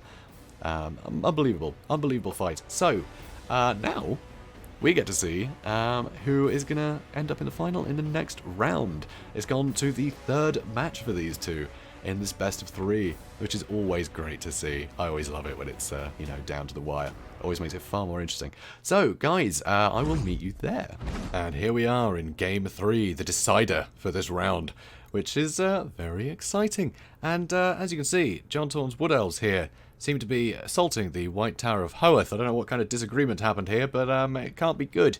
And as you can see, also, the High Elves are in play here. So, once again, JONTAUN has a really unfavourable matchup. That is 3 times now. He's just been completely, yeah, caught off guard by the matchups, which is very, very unfair for him. But, you know, if anyone could pull it out, it's JONTAUN.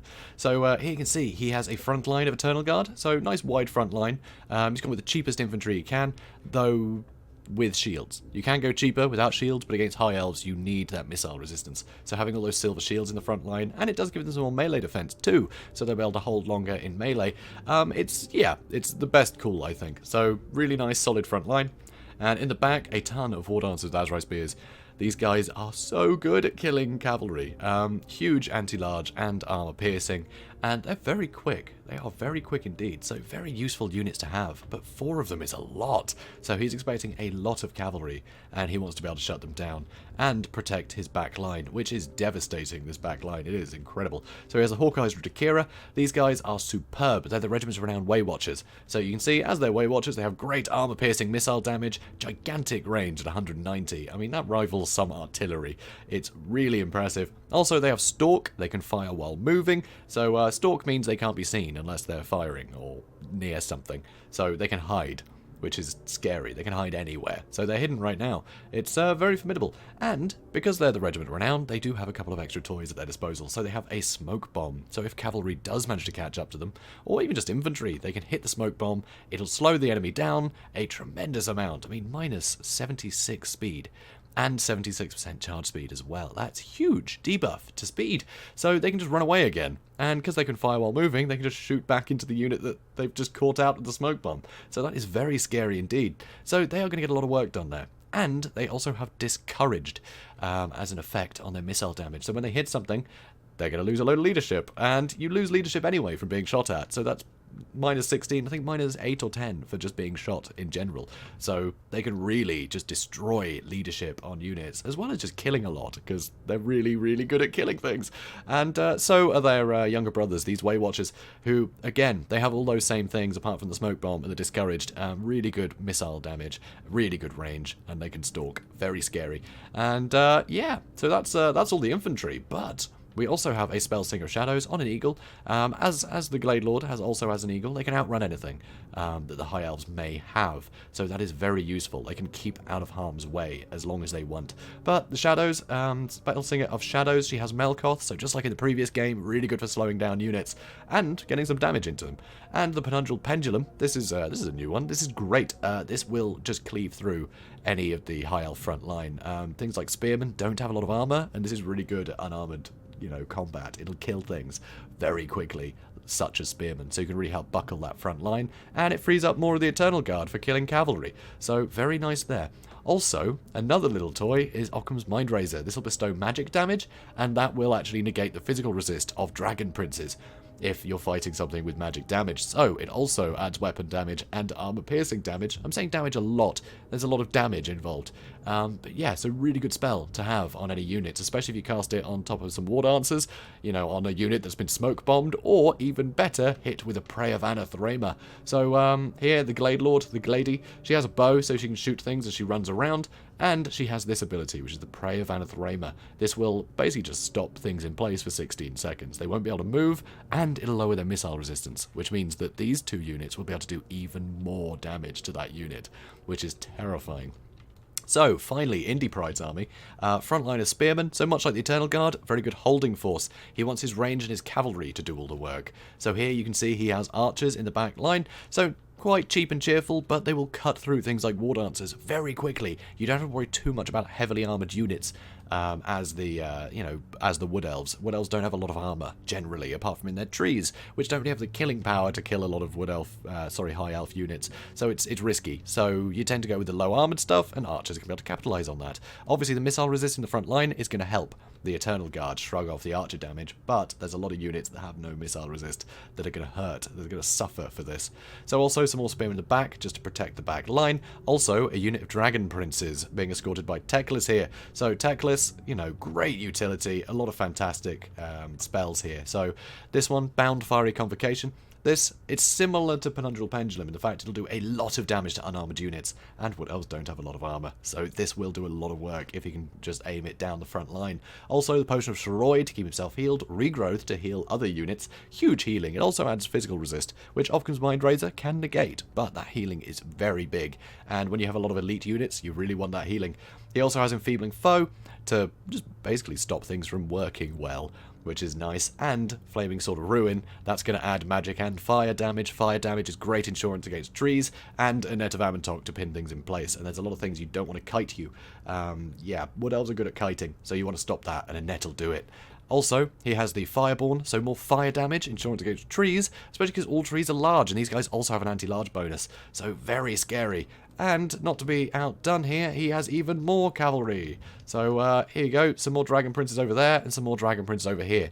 His cavalry is super, super elite, so this is going to hurt horribly. So here, some early fire, hitting the Spearmen. Just, frankly, this is what the Spearmen are here for. They just soak up that arrow fire. But now the archers are being fired upon. So he wants to shut down the archers, knowing that the archers are going to give his back line a lot of grief. So he wants to shut them down early, and with the huge missile damage of these units, he knows he can get rid of them pretty quickly. But obviously the ammo is better spent on things like the Dragon Princes, but so long as he's got enough spearmen in the back line to hold all this stuff, then he won't need all the ammunition. Whittling down some of these ranged units is worthwhile. But seeing this unit come in, he's going to get some really good hits on, but INDYPRIDE is wise just to move, just to keep moving to avoid them getting shot at. But the range on these guys is just unbelievable. And now being shot in the back, they're not going to get the benefit of their shields. So suddenly those Dragon Princes have taken a lot of damage and lost a couple of models very early. But here, the archers now shooting at the Azrai spears. This is tough. I mean, this is exactly what I was talking about. These guys do not have very good missile resistance, unless you use Woven Mist, but that's going to lower melee defense. So suddenly these guys are far less defensive in melee, but they will shrug off a lot of the missile damage. So that is something. But it means they can't really run in and fight the Fireborn yet, because the Fireborn will be able to do a lot of damage. A lot of Dragon Princes in here, a lot of scary units. Melkoth's going down the Dragon Princes, trying to slow them down and ruin their charge. But it's not looking great. So Prey of Anathema on the Fireborn that is now surrounded by War Dancers. The War Dancer will get a lot of good damage in there, and a lot of archer fire is coming in to support. But there are a lot of archers firing back at them, so they can't stay in this fight, because that is not cost effective. Unfortunately though, that is a waste of the Prey of Anathema. And now, more Dragon Princes, having come out the forest, are getting into the back line, and that is very dangerous for JONTAUN. Very dangerous indeed. These Dragon Princes, barely a scratch. I say that, they just took a volley and lost a couple of models. But still, there are still a lot of Dragon Princes on the field, and the front line is starting to buckle. All these Azrai spears are in here trying to do what they can, but it's not looking great. They're not getting supported by a whole lot of units. There's a lot of cheap High Elf spearmen keeping them busy, so the Dragon Princes can charge in without too much hassle. So here the Fireborn being slowed down to allow the Glade Lord to escape, but she took a fair bit of damage on the charge. And now, more damage coming in from the archer fire.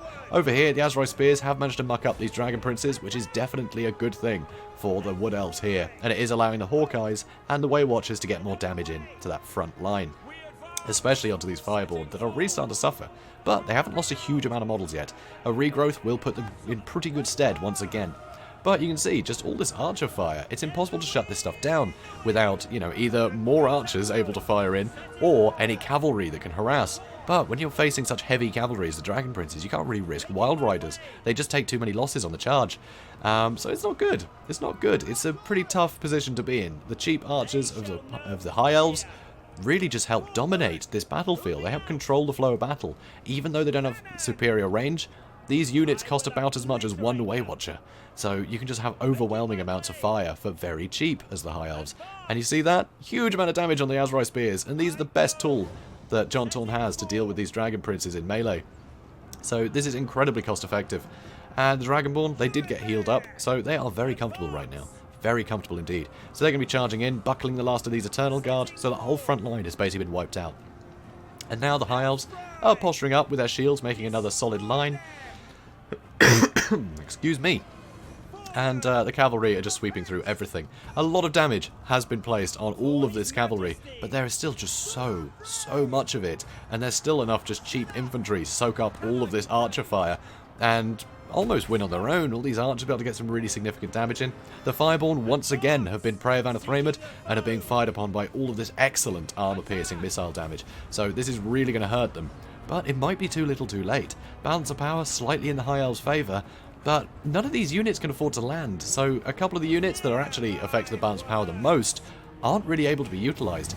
Here though, beautiful dodge by the Eternal Guard here. They've managed to avoid the Fiery Convocation and the High Elves took it instead, which is a beautiful play. Really cool to see. And here, the Eternal Guard are actually winning in this engagement, but they're so injured that a couple of cavalry charges, they were unbraced there so they can take the full brunt of it. They're not going to last long against all this. More Dragon Princes coming in, and the Glade Lord is stuck in this. She is really stuck. So the Spellsinger Shadows trying to get in here to stop these archers from firing, so that these Hawkeyes and these Way Watchers can finish off all these Dragon Princes. More Dragon Princes are coming though. There's just too many directions he has to fire in, and there's too much pressure from other sides. Here you can see the Glade Lord is trying to escape, but without any way to heal, she is in a very precarious position. Amazing though, the War Dancers did manage to punch through that line unaccosted, and they're able to pin down some of these units. Fireborn still going, 23 models, unbelievable considering the amount of fire that they've had to deal with. So here, the Dragon Princes have been smoke bombed, but it might be too late for the Hawkeyes. They're just not able to pin them down long enough or escape. And the War Dancers are a little bit slow to get in here.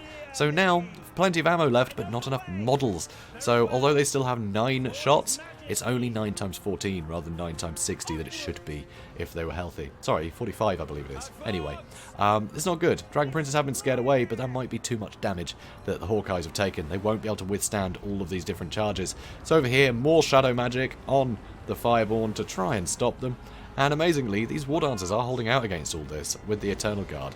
They are doing a fine job holding this line, but still so many archers that he can't pin down. The Spellsinger is trying to come in to pin them down a bit and do some damage, but the cavalry can just immediately charge into the Spellsinger and free up these archers again. It is very, very tough. So here, the Spellsinger being chased away, and the Glady, the Glade Lord, the female Glade Lord, Glady for short, she's in a real trouble. She's almost breaking. Just from this missile fire, she is nearly dead. She just doesn't have the armor to deal with the amount of arrows, you know? These guys aren't armor piercing, but you don't need it against a Glady on an Eagle. She has barely any armor at 50. It is not much. In fact, you know, it's not much more than the Eternal Guard. So, that's pretty grim. That's pretty grim. So cavalry's still coming. Amazing, the Fireborn still totally healthy, and there's just not enough of a line. Any charge into any of this is going to break them almost immediately, because they just don't have the health left. So, one more Prey of Anathramer, but it could be too late. There's almost no arrows left. 1 shot for that unit, 3 for these. So not many shots left to fire into these Fireborn, and there's not much other strength left on the battlefield. Over here, there are some fairly healthy Azrai Spears though, but considering how much ammunition all these archers still have, they're not going to be able to get into a fight safely anymore. So, Way Watchers trying to retreat. The Fireborn, not Dragonborn, and the Dragon Princes left after having shattered those War Dancers. And they're running out of threads. They are really running out of threads. And now 2 shots left with the Hawkeyes. So that's only 24 arrows left on that unit. The other unit has run out completely. So here it looks like they're going to get healed up some more as well. So another regrowth on that unit of Dragon Princes. And at this point, JONTAUN knows it is impossible. It is impossible to win. And he backs out. Real pity. Three awful matchups in a row. But, let's not say INDYPRIDE didn't play brilliantly here. This was a fantastic build. It didn't give the Wood Elves an inch. That defensive front line, all the arrows, really affordable but really cost effective in this matchup, and just the huge amount of cavalry, too much to be able to stop. Usually you'd see maybe a couple of Dragon Princes and they'd get hit by the Prey of Anathema and then shot to pieces, and that unit would basically be wiped out and you can move on with your life. But when there's 4, you just don't have enough damage to split up between them, and they're going to kill everything else on the field pretty easily. So without anything with mass to stop those charges and to pin them in place, the Azrai Spears just get bowled over far too often, and it means you just can't capitalize enough. You know, even with Melkos Mystifying Miasma, the Prey of Anathema, it's not enough for 4. 4 units of cavalry is immense. It is immensely powerful. And everything else, just cheap, knowing that be cost effective. These guys held things in place, and the archers were able to just kill far more than, you know, the cost to themselves. Is unbelievable. Really cost effective.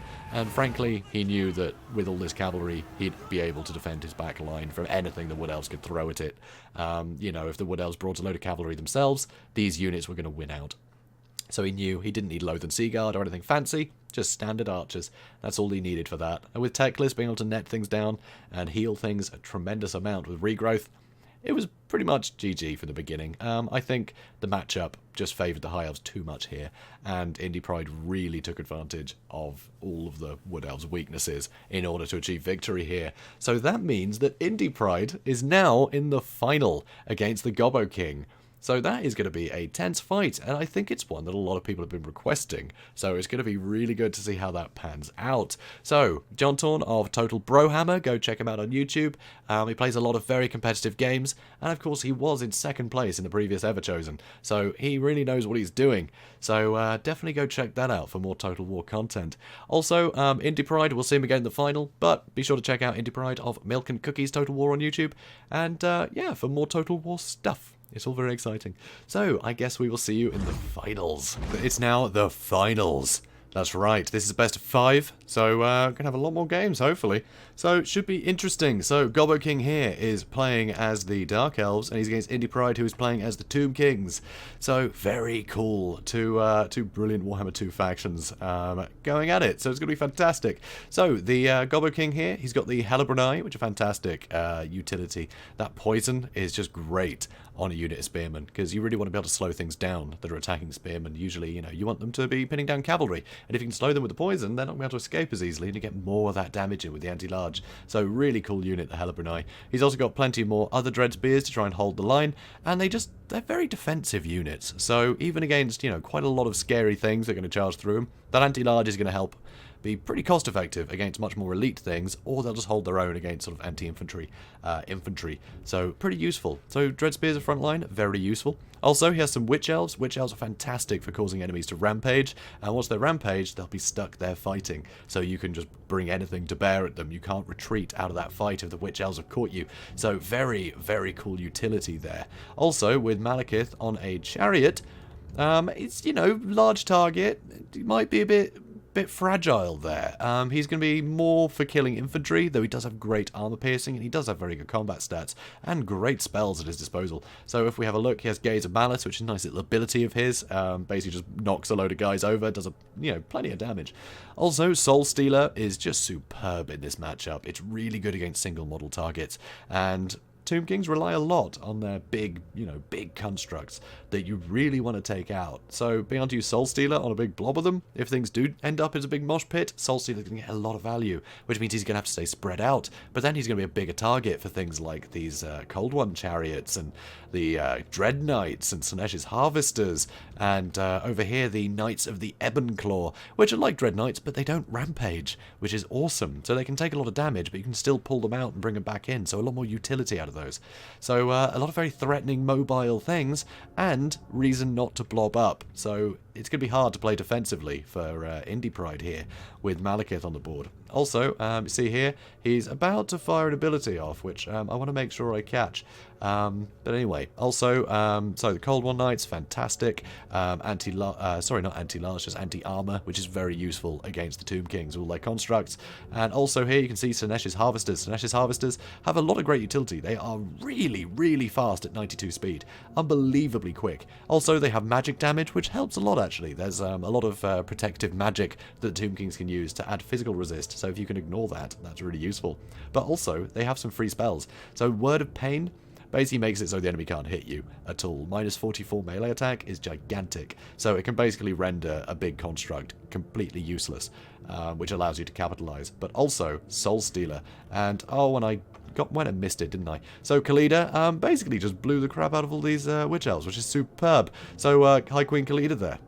Good entry from her. But yeah, Soul Stealer on these guys as well, and they will heal up from the damage that they do to the enemy. So having some cavalry that can heal themselves by hurting things is really powerful, and especially when Soul Stealer is going to be such a useful ability in this matchup. So INDYPRIDE here, you see he has High Queen Khalida, and he just used his Venom Staff there. What is it called? I've forgotten. Venom Wave? Was that it? No, that's the explosion. What is it? Nope. Venom Staff. It is the Venom Staff. I was right. Yay. So it's the Venom Staff. Brilliant sort of mortar attack that just completely devastated those Witch Elves. And that's definitely something you want to take out early. So very clever. She's also got really good armor piercing values. So she's pretty useful, High Queen Khalida. So interesting pick. I like it. Also, some Nehekara horsemen, good to have some mobility, but they will be outmatched by the other cavalry, and everything left on the board is either anti-large, or it's going to be nippy and we'll be able to fight it off in melee. So it's a bold move, the Nehekara horseman, but can be useful to have some mobility there. He also has some carrion in the back for jumping on top of any bolt throwers or anything like that may emerge. So carrion, very useful. He also has a lot of Tomb Guard in his front line. These guys, very resilient. They will win out against Dreadspears pretty comfortably, but with all the chariots, it could be rough. It could definitely be rough. The Kepler Guard, they're the Tomb Guard Regiment of Renown. They're going to regenerate, much like the Sternsmen do for the vampire counts. And the Lich Priest of Death. Death magic is very useful against the Dark Elves because they can't heal, except with Soul Stealer. So, you know, limited ways to heal. So use something like a Fate of Buna on any of these cavalry, and they're going to really suffer for it. So really cool to see. Also, a ton of Ushabti, so a lot of really strong armor-piercing anti-infantry units here. So these guys would be great at fighting things like Harganeth Executioners, but no, very cheap frontline. It's all the cavalry, so that anti-infantry is going to be wasted on very cheap units, which is very cool. More Nehekara horsemen back here. He also has a Tomb Scorpion. Tomb Scorpions are pretty useful, actually. Very good for dealing with infantry.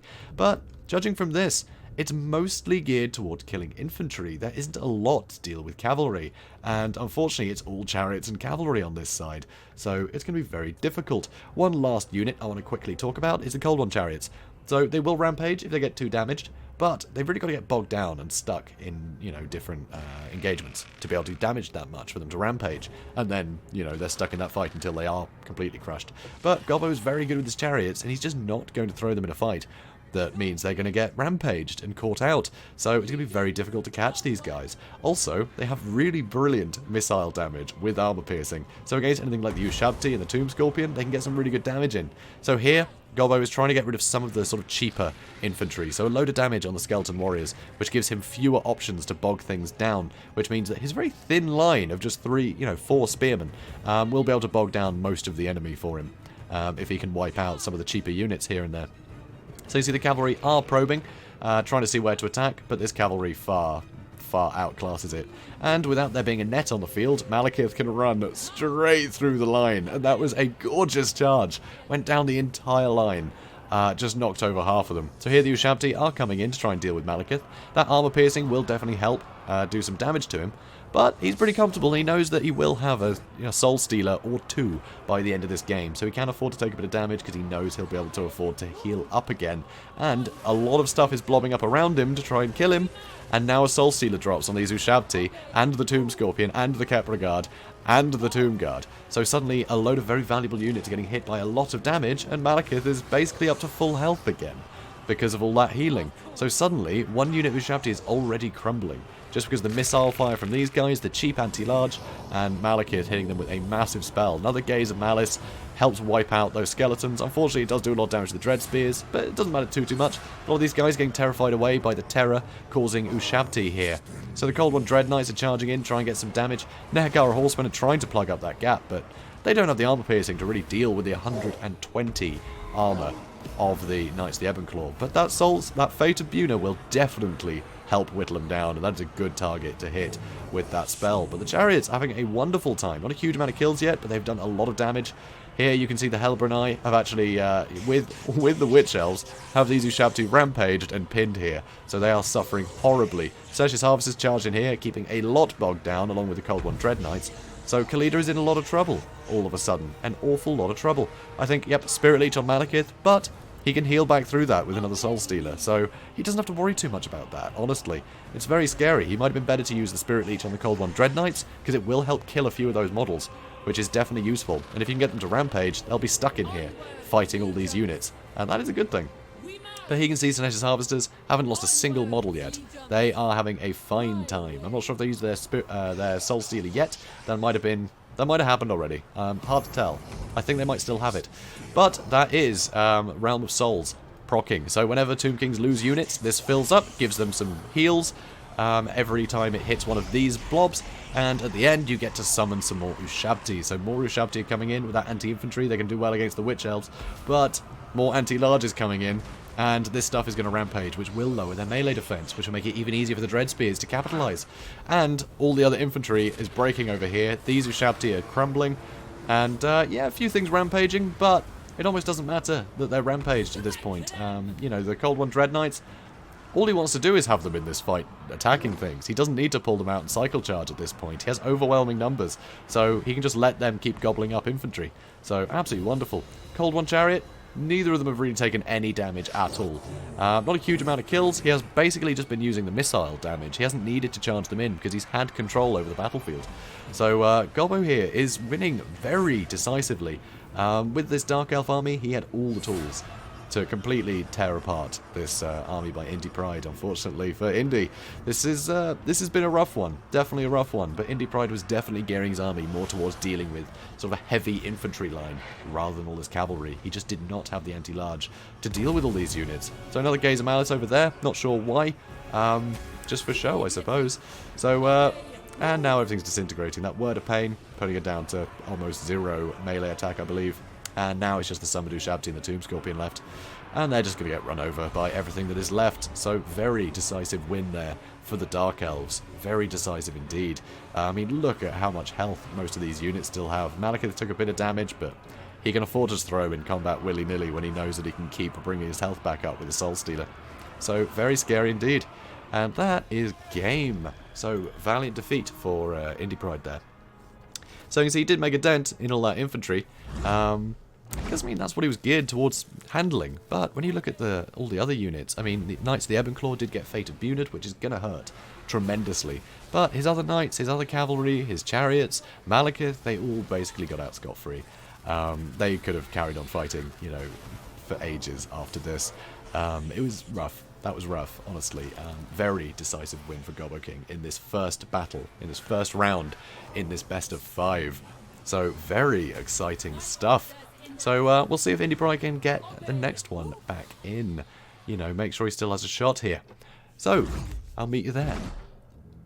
And here we are in Game 2, and I'm going to have to be quick here because there's a lot of shenanigans going on right from the start. Gobboking is playing as Skaven, and he's against Norske. So here you can see straight away INDYPRIDE has been very sneaky with these Marauder Horsemen, placing them right behind the Warp Lightning Cannon, getting some early damage in. So Gobbo is protecting with some Clan Rat Spears. He does have some other Clan Rat Spears knocking around in the back. He has Skrolk leading. Liber Bubonicus is a brilliant direct damage spell that is going to be absolutely deadly at killing characters such as Wulfric. It's going to be very scary. He's also got the Rod of Corruption and can summon a ton of rats to help him fight. Also, he's got some Poison Wind Globadiers that have just fantastic missile damage. Really good anti-large on them. So they can do a ton of work to things like Fimir or Trolls or Mammoths. They can get a lot of work done. And if that wasn't enough, he has some more anti-large here in the form of this Hell Pit Abomination. abomination, which is very scary. You don't want to mess with him. Causes terror, and, I mean, look at him. Of course he does. Also, he's too horrible to die, which we'll probably see later. He'll just keeps regenerating, essentially. Keeps getting his health back in big chunks every time it looks like he's going to die. It's very scary. So, also, a Doom Wheel. So, Doom Wheel, God love Doom Wheels. All the Doom Wheels. So, great Chariot unit, essentially. Just, you know, send it up and down the line. You can get a lot of damage done to infantry. And, you know, Norske doesn't have a lot of solid infantry. They tend to go wide against Skaven, so they don't get just outnumbered and surrounded and blown to bits by artillery. So they have to go quite wide, which means that is a great chance for the Doom Wheel to capitalise. Also, he has some gutter runners with poison and some standard gutter runners, so you only need one with poison, really, because that one can poison something, and the other one's just extra missile damage. They don't both need to be poisoning a unit. You can't poison a unit twice, so you don't have to spend the extra money on poison for both units. But these guys will get a lot of damage into expensive things, such as the Marauder Berserkers that do not have any shields and very little armor. So, also in the front line, you can see there are some Storm Vermin as well as Clan Rat. So the Storm Vermin, their armor will be able to shrug off Berserker damage, but the Clan Rats will not. Not even slightly. So we'll see how this pans out. So more Marauder Horsemen coming in. Already some damage on the Warp Lightning Cannon. Very good to get that early damage in. But he can't really afford to charge in. So those Clan Rat Spears are keeping the cannon going for a lot longer. And that cannon is trying to shoot at this Marauder Ice Wolf's Chariot. The Chariot will cause havoc on this front line if you can't pin it down. And there's not a lot of mass here. There are no Rat Ogres or anything. So as long as you can keep out of the way of the Hell Pit, Abomination, and the Doom Wheel, these Chariots are going to be in a really good way. So you want to shoot them early with artillery, but they are very quick, so it is hard to get on top of them. Also, these Vermeer warriors are great weapons, fantastic anti-large, and they sunder armor, and they have magic damage. A lot of Skaven units rely on physical resistance in order to stay alive, so that magic damage will ignore it. The Storm Vermin don't rely on that, they rely on armor, but you can sunder the armor as well. So Vermeer warriors are great weapons, are really useful, and with that anti-large, if they catch hold of anything like the Doom Wheel or the Hell Pit Abomination, they will be able to do so much damage to it. It'll be very frightening indeed. Also, Wulfric, also on a Chariot, so more Chariot play to get rid of this Skaven infantry, and there's a mixed front line of Marauders, Marauder Champions, Spearmen, and Berserkers, so very mixed front line here. Very interesting to see. And there are further Chariots on the other side. Also, he has a Vermeer Balefiend, so same great bonuses, you know, with the magic damage and the armor sundering as the rest of the Vermeer. But he's a spellcaster, and Law of Shadows is very nice in any matchup, so very formidable. So, speeding things up, you can see the Warp Lightning Cannon has already taken a ton of damage, and that is very frightening. So a lot of hassle in the back line, and these cannons need to start getting some damage in. And so far, they haven't managed to hit the Ice Wolf's Chariot once. INDYPRIDE just keeps moving it out of the way. And yeah, another shot comes in, another miss. And another miss. He just can't hit it, which is unbelievable. So here the Doom Wheel has charged in, but with all this anti-large coming in, that Doom Wheel is not going to like this at all. So, some Plague Monks are being summoned. Plague Monks have great anti-infantry, so they will help kill a lot of this stuff. But you can see the front line is already buckling. I mean, these Clan Rats, completely decimated. The Storm Vermin are holding out a lot more, but with these big holes in, it allows Norske to charge into all of this sort of nice soft underbelly of the army, which is very frightening. So Skrolk is doing his best to try and help. Wulfric has actually almost been killed. He's been hit by Liber Bubonicus, and I'm pretty sure he's getting hit by the Poison Globadiers as well. He has taken a significant amount of damage. And now, the Chariots are still getting shot at, and the Chariots have actually lost a lot of health all of a sudden. They have been very hurt while they got bogged down. And here you can see the Doom Wheel and the Hell Pit Abomination trying to kill these Marauder Champions, which isn't necessarily the best use of the Hell Pit with all this large stuff, but all this large stuff is great at dealing with the Hell Pit, so he can't really risk it, and he can't catch the Chariots, so he just has to kill what he can. So at least that armor piercing will do a lot to the champions, but other than that, it's looking a bit iffy. So here, the Plague Monks trying to get in here and do some work. Skrolk trying to stop these guys from running forward, but they're all surging in. Here, though, it looks like the Gutter Runners have managed to catch out these Marauder Horsemen. The other Marauder Horsemen have managed to get on top of the Warp Lightning Cannon, but now all these Shurikens are being thrown at it, and it's not going to last long, surrounded by all of these cheap spears and all of this missile damage. But it might be too late for the Warp Lightning Cannon. The Warp Lightning Cannon may lose out before the Marauders break, but it's looking It's looking pretty promising for Skaven here, at least in the back. The front line is completely decimated. Here we can see the Marauder Berserkers. They do a substantial amount of damage to lightly armoured targets like the Plague Monks, but the Plague Monks return it. They're both very similar in that respect. So, more Plague Monks have been summoned, and that should tip the balance heavily in Skaven's favour here. But the backline is very compromised. These cannons really need to start shooting at expensive targets. As you can see here, the Hell Pit Abomination is getting completely overwhelmed by these Fimir warriors with great weapons. The anti-large is really seeing them through, and that does not look good for the Hell Pit. The Hell Pit is about to break. The Doom Wheel, amazingly, is still going, which is just phenomenal, considering how much damage it took at the start. It's very, very well played. Here, Wulfric is coming back, and the Chariots are still under heavy fire from the Warp Lightning Cannon that is as yet to be shut down. But more infantry is encroaching. Amazingly, all these Plague Monk summons are able just to keep slowing things down. It's just enough to hold this stuff at bay. A boat from Wulfric does a bit of damage to the Clan Rat Spears, but he didn't really have many good targets for it. Here you can see that the Storm Vermin are coming back into the fight. That armor will help pin this stuff down a little bit more. The Doom Wheel has broken. Hasn't shattered yet, but he is broken. Wulfric has a Liber Bubonicus and the Rod of Corruption damaging him here. He has almost no health left, but he's still going. He is still going. Now it's just the Rod of Corruption. He's managed to survive Liber Bubonicus. He has 200 health left, and Skrulk comes in, hits him. Does he hit him? And he hit him. He hit him. 115 health left on Wulfric, and he's broken. Unbelievable. Unfortunately, though, the Warp Lightning Cannon has been caught out. The Marauders were able to keep pushing forwards. So, Hell Pit Abomination did come back, once again being chased by the Fimir warriors with great weapons, which is not good for it at all. But all of these summons are really helping to slow down this advance. And here we can see some more shadow magic landing on the Storm Vermin. They are absolutely decimated. The Berserkers are able to chase them down. With the help of the Ice Wolf's Chariot, they didn't really stand much of a chance there, unfortunately. The Doom Wheel is coming back, which is great. Against these unbraced infantry, it can just charge through them, keep doing work. Unfortunately, Skrulk looks like he may break. Just fighting Marauder champions, no wonder.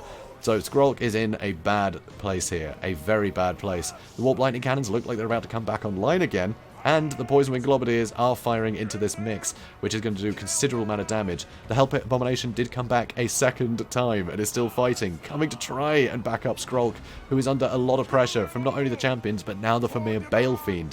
Over on this side, the Gutter Runners finished off Wulfric. Wulfric was just stood there, Gutter Runners snuck up behind him, and our volley of shurikens finished him. So now, Skrulk is running away, but Wulfric is dead. So still definitely in favour of Norske here. There is a lot of rats running away. The cannon is offline again. There's still plenty of Fimir left alive. And the Hell Pit Abomination once again is being chased off. Is broken again. But Skrulk did come back. So Skrulk is back. There's still some Gutter Runners here. So he is able to regroup. The Warp Lightning Cannon crew is back. So, here you can see he's going to summon some more Clan Rats, bog this stuff down, and it'll give the Warp Lightning Cannon some cover to get back onto this cannon, which is an absolutely beautiful move to see in action. So, now the Gutter Runners with Poison have run out of ammunition, but they were able to scare off that Ice Wolf's Chariot again. Over here, the Fimir, they actually doubled back on themselves to finish off some of that infantry, rather than pushing the advantage.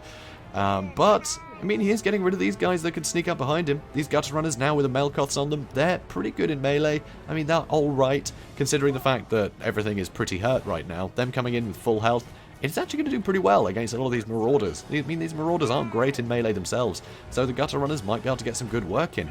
So now some point-blank shots. There's only one cannon remaining. The others have been destroyed, but one cannon is enough to do some pretty substantial damage to the Fimir warriors. So here we can see Gutter Runners with Poison now charging in. They do have Poison on their melee attacks too, so that will help. But unfortunately the Berserkers are very good at chopping through unarmored targets. But more backup has arrived in the form of another Clan Rat summon. More units start to rally, including 10 Poison Wing Globadiers. It's not a lot, but if they can get a volley off, that is going to be a lot of missile damage. The Fimir now coming back in again after Skrulk. Skrulk has used the Rod of Corruption to help whittle away these Marauder champions, but it looks like they're going to get on top of the cannon again. So that could be the end for that cannon finally. The cannon crew have abandoned the cannon and are running away to try and avoid this. They are trying to avoid it. Here the Berserkers have been dealt with, and the Fimir Balefiend is still going strong in here. Skrulk is running to basically hide behind his Hell Pit Abomination. The Hell Pit Abomination back again. There is no quit in this guy. He truly is too horrible to die.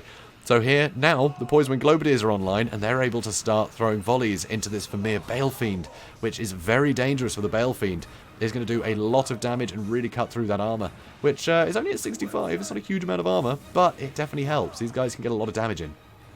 So here the Gutter Runners are charging in, Skrulk is charging in, but, oh, looks like an enfeebling foe. That is going to limit his ability to fight, but he's able to hit with another defensive ability there, Stand Your Ground, so it's not going to negate his defense anymore.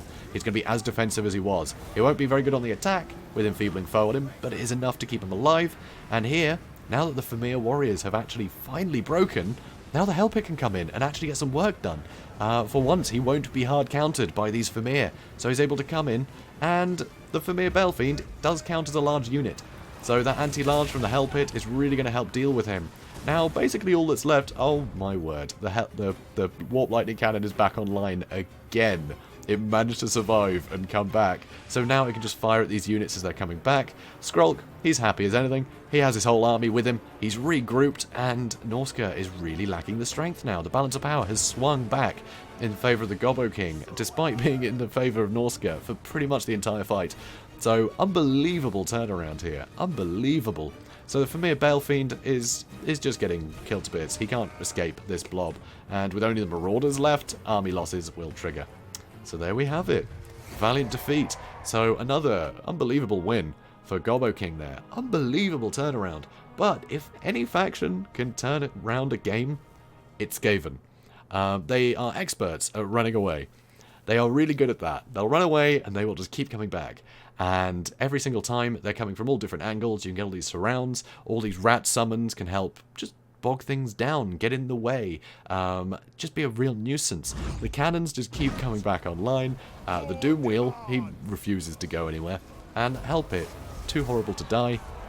You have to chase him off the battlefield. You have to chase him down with something, or he will just come back and fight you again and again and again. And a unit that valuable, you really want to chase off. But unfortunately for INDYPRIDE here, the best tool for that was the Marauder Horseman. They could have got some great damage in from range to whittle it down, and once it had broken, they could have chased it off. But they were too preoccupied trying to shut down the Warp Lightning Cannon, which was definitely an important target to get rid of. But they all got killed in that charge. You know, he tried to go all in to shut those units down, and unfortunately it cost them their lives. And it meant they weren't useful later to chase down those Skaven units. And if you can't chase down Skaven units, they will come back, because they break at the drop of a hat. So they rarely lose all that many models before they come back. You know, their leadership will break long before a lot of them are killed. So you have to fight them all over again. And unless you can chase them down, they're going to keep doing that. And unfortunately, the best tools for doing so got shut down pretty quickly, including one of the Marauder Ice Wolves chariot. The other one, though, did hold on for a long, long time. Did rack up 70 kills, but these units would have all been fantastic for chasing down those Skaven units that were fleeing. And he just couldn't do that. Although the Fimir warriors performed brilliantly, kept shutting down those big targets time and time again. Eventually, just from that atrocious fight, Norske just got worn down. They just got worn down. And just unbelievable turnaround. Very impressive. So that is now 2-0 to the Gobboking. So Gobbo has a heck of a lead right now. One more win, and that is the best of 5. Done. So, yeah, INDYPRIDE's got a lot to play for right now. If he loses this next one, that's it. That's it. He's out. So it's going to be tense. Going to be a tense fight. And once again, I will meet you there. And here it is, Game 3. This is tense. This is definitely tense. INDYPRIDE has a lot to play for here. But I think fortune is favouring him slightly here. So he's gone with Vampire Counts. He's against the Lizardmen. And I think Vampire Counts have a bit of an advantage here. So we're going to see. It's not going to be the Skeleton Warriors that really tip it over the edge here. But he's got a pretty good build for dealing with the lizards. So Skeleton Warriors, they do have shields and they are cheap, so they can, you know, take some skirmisher fire rather nicely. Good for the front line. But he also has plenty of Graveguard and Graveguard with great weapons and the Sternsman. So the great weapons, great armor piercing for dealing with the dinosaurs, but also, he can deal with the infantry pretty well with the Graveguard. With all the healing that the Vampire Counts can do, they can more than withstand an assault from Saurus Warriors, so it could be pretty tense. So pretty formidable. The Sternsmen, they regenerate on their own, which is pretty impressive, so they're going to hold out for a heck of a long time. So very good back line here. Very formidable. Why I say back line? Front line. And he has some Fellbats, so the Fellbats are going to be good for chasing things down. Things like Skink Chiefs can be a real nightmare on Pterodons for just chasing around around, you know, things like, you know, Lords and Terrorgeists, you can just keep out of the way with the Pterodon. You can outrun a lot of things, so just having some Felbats just to throw at them is really good. It is really good to be able to muck them up. So always worth bringing a unit of Felbats, I think. Also, we have some Blood Knights. Blood Knights, fantastic anti-large. They're really going to help against the big dinosaurs. But also, there's not a huge amount of anti-large for the sort of front line. There's no cheap Spearman unit for the Lizardmen. There's a very elite Halberds and some sort of middle ground Saurus Spearmen for that anti-large. But generally, they don't have to worry too much. They can charge into a lot of other infantry and get a lot of good damage in with that charge bonus. So the Blood Knights have a lot of utility here. And that anti-large, of course, will help them out against bigger targets. The Red Duke has unbelievable weapon strength, huge amount of armor piercing, and he can make it even higher using the Potion of Strength. And sure, some things might be able to shrug off the damage, you know, high melee defense and all that, but he also has El Sif, which will not only slow down units, but lower their melee defense a ton. So it'll allow him to register with all that damage that he's got. So very scary indeed. He can also raise dead. He's got Van Hel's Dance Macabre to add more melee attack to his units and increase their speed. And he has Invocation of Heck, which is a must. You've got to be able to, you know, heal up your guys. Also, the Terrorgeist, great anti-large and armor piercing, and poison as well, so really good for hunting down big dinos. And both of these flying units, they can hop down, do some damage, and if suddenly the Lizardmen react with a load of anti-large or, you know, just sheer numbers, they can get out of there. They can just fly up back into the sky and attack somewhere else. So very good tactical superiority with these. Also, some more Felbats. Now, Gobbo here, he's got a pretty cool build. So he's got plenty of Skink skirmishers. So a lot of chameleon... Well, actually, sorry, it's one chameleon skink, 2 skirmishers. These guys will be able to get a fair bit of damage into lightly armoured targets. And even just harass Terrorgeists and things, they can get a lot of damage in, especially with the poison on the chameleon skinks. It's pretty useful. He also has a load of these Temple Guards. So 2 units of Temple Guard are very, very tough to deal with. If a Terrorgeist lands amongst them, the Temple Guard's going to get a lot of damage in. But with all those breath attacks, they're going to be pretty vulnerable to that kind of thing. Also, we have Saurus Spears. So like I said, they don't have a lot of very cheap Spearman unit, so all this anti-large is costly. But he's got some. He also has some standard Saurus Warriors to try and get through the flak very quickly. Also, you can see he has a Skink Priest of Heavens. Wind Blast is great for dealing with things like Graveguard. Graveguard have got some armor, but not a lot. So even just a standard cast of Wind Blast can just knock over a whole unit and basically take half its health off, which will really help in getting those units to crumble. He also has Harmonic Convergence, which is a nice little spell. Let's take a quick look at it. So this spell, quite cheap, 6, but it's kind of like the reverse of Enfeebling Foe, so it'll actually add melee attack and defense to units, and that makes them pretty formidable. So cast that on basically anything that's in a dueling scenario, and it'll give the same advantage as Enfeebling Foe would do if you cast that on the enemy. So it's pretty nice to have. Also, you can see he has a Bastillodon with a Revivification Crystal. With all these elite units, you want more healing, and he has it with a Bastillodon. He also has a Ancient Stegodon, and these guys have got great missile attacks. It's just hundreds of darts fly out everywhere, do a ton of damage. You can see 699 missile damage. But it's not very good armor piercing, but it is a lot. So you're not going to be able to negate all of it, and it does do poison. And if that's not enough, it is just a big stompy dinosaur, so you get that into melee against a load of infantry, and they will be flattened with that anti-infantry bonus. It's just great mass. You can just charge into any formation and it'll send things flying. So lovely. Also, some more Saurus Warriors in the back, and it is Krokgar leading them. Krokgar, beautiful, beautiful Lord choice for this. He is super deadly. Great speed, great mass. He can escape a lot of engagements if he wants to. And with all the healing on the board, he'll be able to stay fighting for a long time with his armor piercing and anti-large. So that is going to hurt. So, speeding things up, we're going to see what happens. So, straight away, the Red Duke had actually been hit by the, what's it called, the Hand of the Gods, I believe, by Krokgar. Nice missile attack that he gets for free, which is very nice. So, well, free in terms of Winds of Magic cost, not expense. You still have to pay for it. Anyway. So, Terrorgeist getting shot at a little bit by the skirmishers, and that damage will start to add up, which is rather nice. And there's no Mortis engine, so healing is going to be slightly less readily available for the vampire counts in this matchup. You can see all these skirmishers are getting a lot of damage into a very expensive unit, and it is really helping control the battlefield here. Here you can see the Saurus Warriors. They're more than happy to charge into the Skeleton Warriors to start dealing with them. The Spearmen too, you know, it's not too bad. They just have better combat stats than the Skeleton Warriors do. Although I say that, quite low melee attack at the moment. Oh, it's gone up a bit. It's all good. So, yeah, Terrorgeist having to flee a bit. The Ancient Stegodon getting some good missile damage into these units. And now it looks like he's going to have to start moving in because he's getting a bit surrounded here, honestly. But it might help him to keep sort of tight formation. He can react to threats a lot quicker with all these flying units able to probe wherever he wants. He wants to keep quite tight. Obviously, breath attacks can be a problem. Beautiful wind blast there. Does a lot of damage to the Graveguard and to the Skeleton Warriors, so it's very nice. Really helps the Spearmen out. But keeping tight is kind of useful if there's nothing like a Mortis Engine that can have that AoE damage. So keeping everything quite secure here, it's not a bad idea.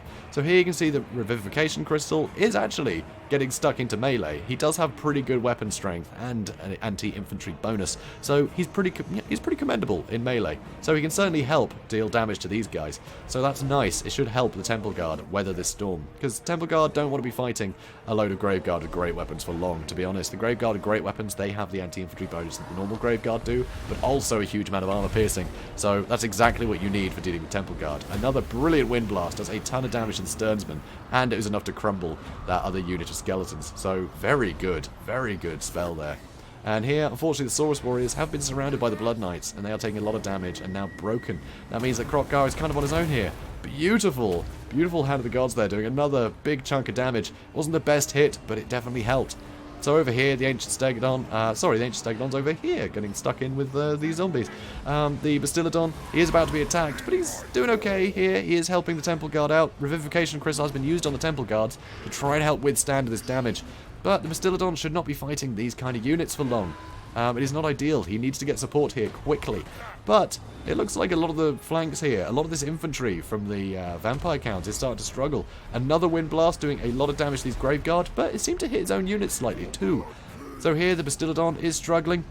And the Blood Knights have charged in the back, managed to go straight through all of these skirmishers, which is not good. You really want that perpetual fire from the skirmishers to start whittling down these big units. So here the Ancient Stegodon is charging in. He does have such great weapon strength, and a pretty good charge bonus at 70. So he's still going to register some hits on these units, even though he's more for killing infantry. Even with all those missiles hitting, he will do a lot of damage. They are very formidable and very expensive, the Ancient Stegodons. So by no means a pushover. But it's still not great. The Revivification Crystal has been saved though. A Cold Blood has been used on him to try and keep his health up, because he's going to have healing for a lot longer, which is nice. You want to keep him going to the end of the fight. Really, you want to keep him going, you know, for the whole thing.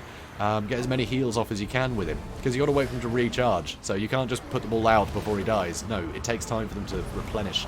So here, Kroq-Gar did actually take a lot of damage in that engagement, fighting the Red Duke and the Terrorgeist, and they've been healed up a huge amount by Invocation and the Heck.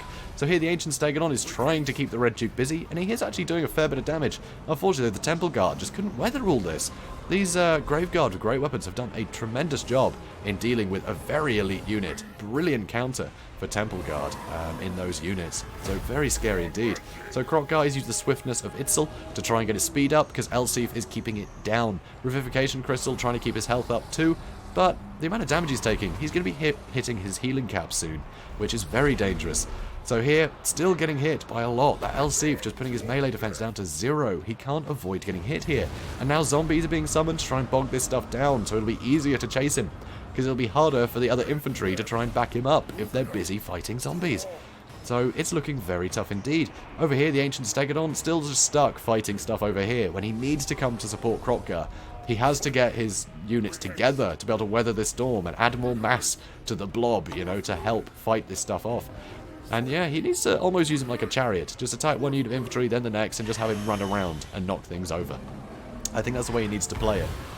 Because the infantry is slowly winning out here. There's just too much anti-infantry in here dealing with all the Temple Guards, and the Temple Guards are the best solution for all the Red Duke and the Terrorgeist nonsense. So it's looking really rough. Kroq-Gar just cannot withstand this.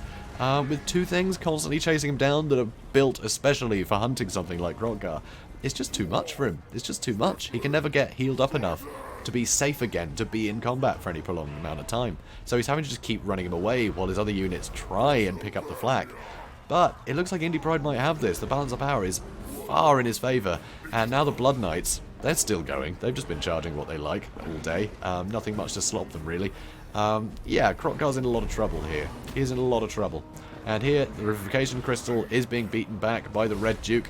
I mean, he's no competition there. The Ancient Stegodon coming in, trying to back up Kroq-Gar, but by then, army losses takes hold. There's just too much value left on the Vampire Count side of things.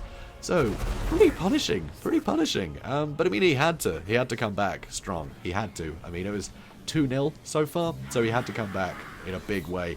And I think he had just the matchup to do that. So, very fortunate for the Vampire Counts here, you know, to end up against the Lizardmen. Lizardmen, I mean, they're a great faction, but a lot of their sort of strengths go in terms of sort of terror and things like that. And yeah, that's not really going to matter, you know. Skeleton warriors don't care if something's scary. They don't really mind. So terror doesn't really come into it. So a lot of those things that you're paying for in terms of the Lizardman roster, you don't get the benefit of that. So it makes it quite difficult. What I would have liked to have seen though is a bit more cavalry. I think going with the Ancient Stegodon, very expensive.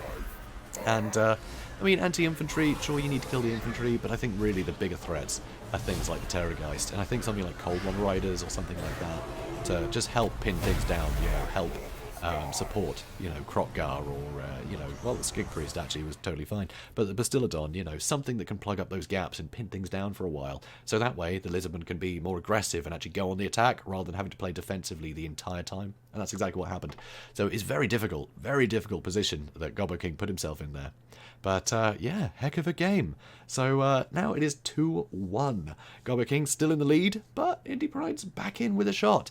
So, it's going to go down to the 4th game at least. So, very exciting stuff here. So, guys, I will see you over there. It's match 4, guys. It is match 4.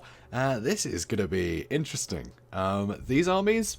I was not expecting it at all. It's Chaos versus Greenskins, which can actually be really tough for both of them. And, oh, wow, Alcon coming in with a fireball straight away. Very interesting. So, it can be tough for both of them, depending on the sort of the units that are picked. It's a very interesting matchup, generally. But Archaon here, rarely see Archaon at all, especially against the Greenskins. But even more unusual, we have Grimgor on the other side. So it's Archaon versus Grimgor. So probably the two most underutilized factions, which I think is superb to see. Not factions, legendary lords, which I think is really fun. So definitely good. And I just want to get this fireball hitting the giant here. So he's aiming for the giant. He wants to start whittling away the giant's health nice and early. But the fireball, it is actually pretty good armor piercing. So the giant doesn't really rely on armor to survive. So the fireball isn't necessarily all that useful against the giant. That's what I'd say straight away. But it is nice to kill him early because the giant is going to be very dangerous for the rest of the line. So INDYPRIDE here playing as Chaos. He has a couple of Marauder horsemen, which could be great for just running away from things and throwing javelins at them. That's basically the plan here. They get some good damage into things and cause some hassle in the back line, which is pretty handy, because Greenskins, they tend to have some very quick units. So if they're going to chase you, it's nice to be able to throw javelins back at them and you can corral units a bit. So that's very useful. Also over here, the Moon Howlers have already started attacking the Chaos Warhounds of Poison. So the Moon Howlers are interesting. I know this isn't the Chaos roster, but the fact they're fighting already, I want to talk about them. They actually cause fear. So the Goblin Wolf Riders that cause fear. And they can Vanguard, of course, which is why they were back here, which is very interesting. But the Poison, the Chaos Warhounds, very useful for backing up units like this, because they can be thrown at something like the Mangy Marauders or the Chariots just to bog them down, and they'll eat more javelins. So it's very useful. He's got the same thing going on the other side. More Marauder Horsemen. He's only got the 3 units, so 2 on this side, 1 on this side. But more Chariots are chasing. His front line, very cool. So he's got some Marauders with a few chevrons in them as well, actually. He must have had some spare cash. But he's got some Marauders, so they're going to help just widen the line. You don't want to get surrounded as Chaos against the Greenskins. Greenskins can afford to go very wide, and with War, it makes all of their units very effective for a short while. So you want to be able to spread out and pin everything, avoid yourself getting surrounded. But he has some very powerful units back here. Chosen with great weapons, it can be great for killing Blackhawks. And frankly, with that huge amount of armor, they can withstand a lot of punishment from pretty much anything. So very formidable units. Going to really anchor that front line, especially with the help of Archaon. And he also has the Mirror Guard as well, which are the regiment-renowned Chaos Warriors. These are Sigvald's bodyguards. I'm not sure what they're doing with Archaon here. I don't know, Sigvald lent them to him? I don't know. Who knows? Who knows? Anyway, Mirror Guard are here. So these guys are pretty good. They're immune to psychology, which is nice, so they're not going to get terrified away. Also, you can see some armored trolls. Again, these guys are going to be great for killing Blackhawks, but not great leadership on these guys. But with that heavy armor, it'll be quite difficult to kill them with things like big uns and stuff like that. You know, the usual sort of things you'd bring as the Greenskins to deal with big units aren't going to work quite as well against the armored variant. So, pretty cool. So, Gobbo here, he has the Giant, of course, he has Grimgor, and the Giant, I think, is an interesting pick here, because there isn't a lot of ranged sort of capability that Chaos can bring. It's really only the Marauder Horsemen and, the various sorts of Marauder Horsemen. So the Giant tends to be pretty safe. He can wade in, and he hits so hard, and he's got such good melee attack, just generally, even without War proccing. So he can do a lot of damage to Chosen. He can do a lot of damage to elite infantry like that. The more elite thing you have on the, the Giant fighting, the better. Because even cheap units are going to drag the Giant down eventually. So get him on the most expensive thing possible, and he'll still trade just as well against that as he would something cheaper. So very dangerous for Chosen is the Giant. The Black Orcs, obviously brilliant, brilliant fighters. I mean, they're the best infantry greenskins can field. Great weapon strength, really good armor piercing. They're going to be really good for cleaving through armored infantry. So, and that's exactly what you need fighting Chaos. Also, he has some big uns, so there we go, that anti-large, but also good weapon strength. So things like the Chaos Marauders, they are going to get completely flattened straight away by something like the big uns. But the big uns will struggle more against things like the Chosen, and the Trolls will actually hold their own a bit more, if they got backup at least. So he also has some Savage Orc Boar Boy big uns, which are a lot of help. These guys, really good armor piercing, which again, you want armor piercing, and he has the Morgrub's Mangy Marauders with their armor piercing missile damage, again, a must have, and of course the Moon Howlers. They did actually win against the Chaos Warhounds, but only just. Only just. And here, the Goblin Wolf Chariots, of course, are going to cause a bit of a nuisance. The thing is, they don't really have a huge amount of mass, so there aren't many units you can really run through. Anything like the Mirror Guard or the Chosen, they're probably going to get a bit stuck in. But if anyone's going to make good use out of Goblin Wolf Chariots, it's the GOBBOKING. So we are going to speed things up and see how this goes. Oh, also, he does have a Night Goblin Shaman. So it is worth noticing that he does have Itchy Nuisance and Sneaky Stabbing. So we'll be able to buff and debuff the lines at leisure. And Archaon, he has the Fireball, but he also has Cascading Fire Cloak, which is great for adding melee defense to units. Very, very good there. Also Flaming Sword Ruin to help buff weapon damage. And yeah, the Burning Skull is going to do a lot of work if there's a nice line of infantry to char through. So Archaon gets some good work done here. Here, the Goblin Wolf Chariots and the Savage Orc Boar Boy Biggins just got charged by everything. You can see INDYPRIDE is just trying to smash, through one unit after another. He's just trying to use as much sort of just heavy weight units just to smash through things. So you can see here the Savage Orc Boar Boy Biggins. I mean, they don't have a lot of armor, so even things like the Chaos Warhounds are going to get some good damage in. And Archaon, who doesn't really have a lot of armor-piercing weapon strength, just makes up for it for just sheer huge weapon strength, non-armor-piercing. So against unarmored units like the Savage Orcs, he's going to do great. He's going to do a lot of damage here. So he's getting a lot of work done. Over here, though, you can see INDYPRIDE has been forced back quite a bit. So the Mirror Guard and the Chaos Warriors, they have Itchy Nuisance. War has been procced and since worn off, but it's caused a hell of a dent in a lot of these units. So the big uns are coming in, the Chariots are running back in, so still a lot of pressure. And these Morgrub's Mangy Marauders are very formidable. That missile damage, it really adds up. And that armor piercing is very nice for all of these units. Here you can see the Giant is having a whale of a time fighting, Chaos Marauders and the Chosen, and backing up the Black Orcs. This is very scary. So another Fireball coming in to try and shut down that Giant. Grimgor is in here, and Grimgor hits so hard with a ton of weapon strength. 640 and a load of armor piercing. He hits hard, so the Trolls are no match for him. And apparently, neither are the Chaos Marauders, but, that's not much of a surprise. So the Flaming Sword of Ruin to try and bolster the Mirror Guard here. But things are looking a bit iffy. More Chosen coming in to try and deal with the Black Orcs. Nice rear charge. If I hold spacebar, you can see that the Black Orcs completely sandwiched. And that is not good for the Orcs here. So that is very tough. But the Giant is doing so much damage to these Chosen. It's very scary. Moon Howlers running in, trying to catch out these Marauder Horsemen. And it looks like they're doing a fine job doing that too. So, Trolls are back. They do regenerate. So, once they are brought back in, they got more health again. That's something you just got to keep dealing with. It's very frustrating fighting Trolls. They'll run away, but they keep coming back, healed up. It's frustrating. But anyway, Grimgor, he's been ignored for the most part. Archaon's come over here because, of course, he doesn't have the armor piercing, but you don't need it against the Giant. So with his buffs, Slayer of Kings, here we go. There we go. 926 weapon strength on Archaon right now. And he doesn't need that armor piercing, It doesn't need to be armor piercing damage to hurt the Giant. So he is absolutely going to melt this Giant. And this is absolutely superb. This is great use of Archaon. Just, he can hit so hard, but not really through armor, which is the weird thing about Archaon. But just that insane weapon strength. Especially with all the buffs he's using and spells as well to back him up. it's very scary. That giant did not stand a chance. So, yeah, maybe it would have been better to charge Archaon in earlier to try and deal with the giant, because that is definitely a good way to deal with him. And here, more Black Orcs coming in, still very strong. Grimgor barely taken any damage, and the Night Goblin Shaman still there in support. But Marauder Horsemen are actually doing a lot of damage to things on the periphery here, and there are a lot of trolls left on the field. The Mirror Guard are back, so things aren't necessarily decided yet, that's for sure. Yep, so more Marauders being chased down and killed. Marauder Horsemen still being allowed to live. I'm amazed they haven't been chased down yet. But they will be eventually. They will be eventually. I'm sure that's all part of Gobbo's plan. So here, Archaon is trying to chase them down a bit. The Chosen with great weapons are going to hold off pretty well. They're going to be able to hold off these units rather well, I think. But Black Orcs do have great armor piercing, and they are pretty formidable. If Gobbo can get another War going, it will help a tremendous amount. And here you can see, unfortunately, the Moon Howlers have finally shattered.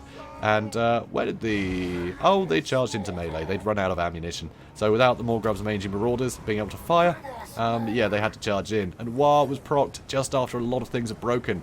So unfortunately, these Black Orcs that would have really benefited from the War, now they're broken. They can't. So now it's just Grimgor fighting in here.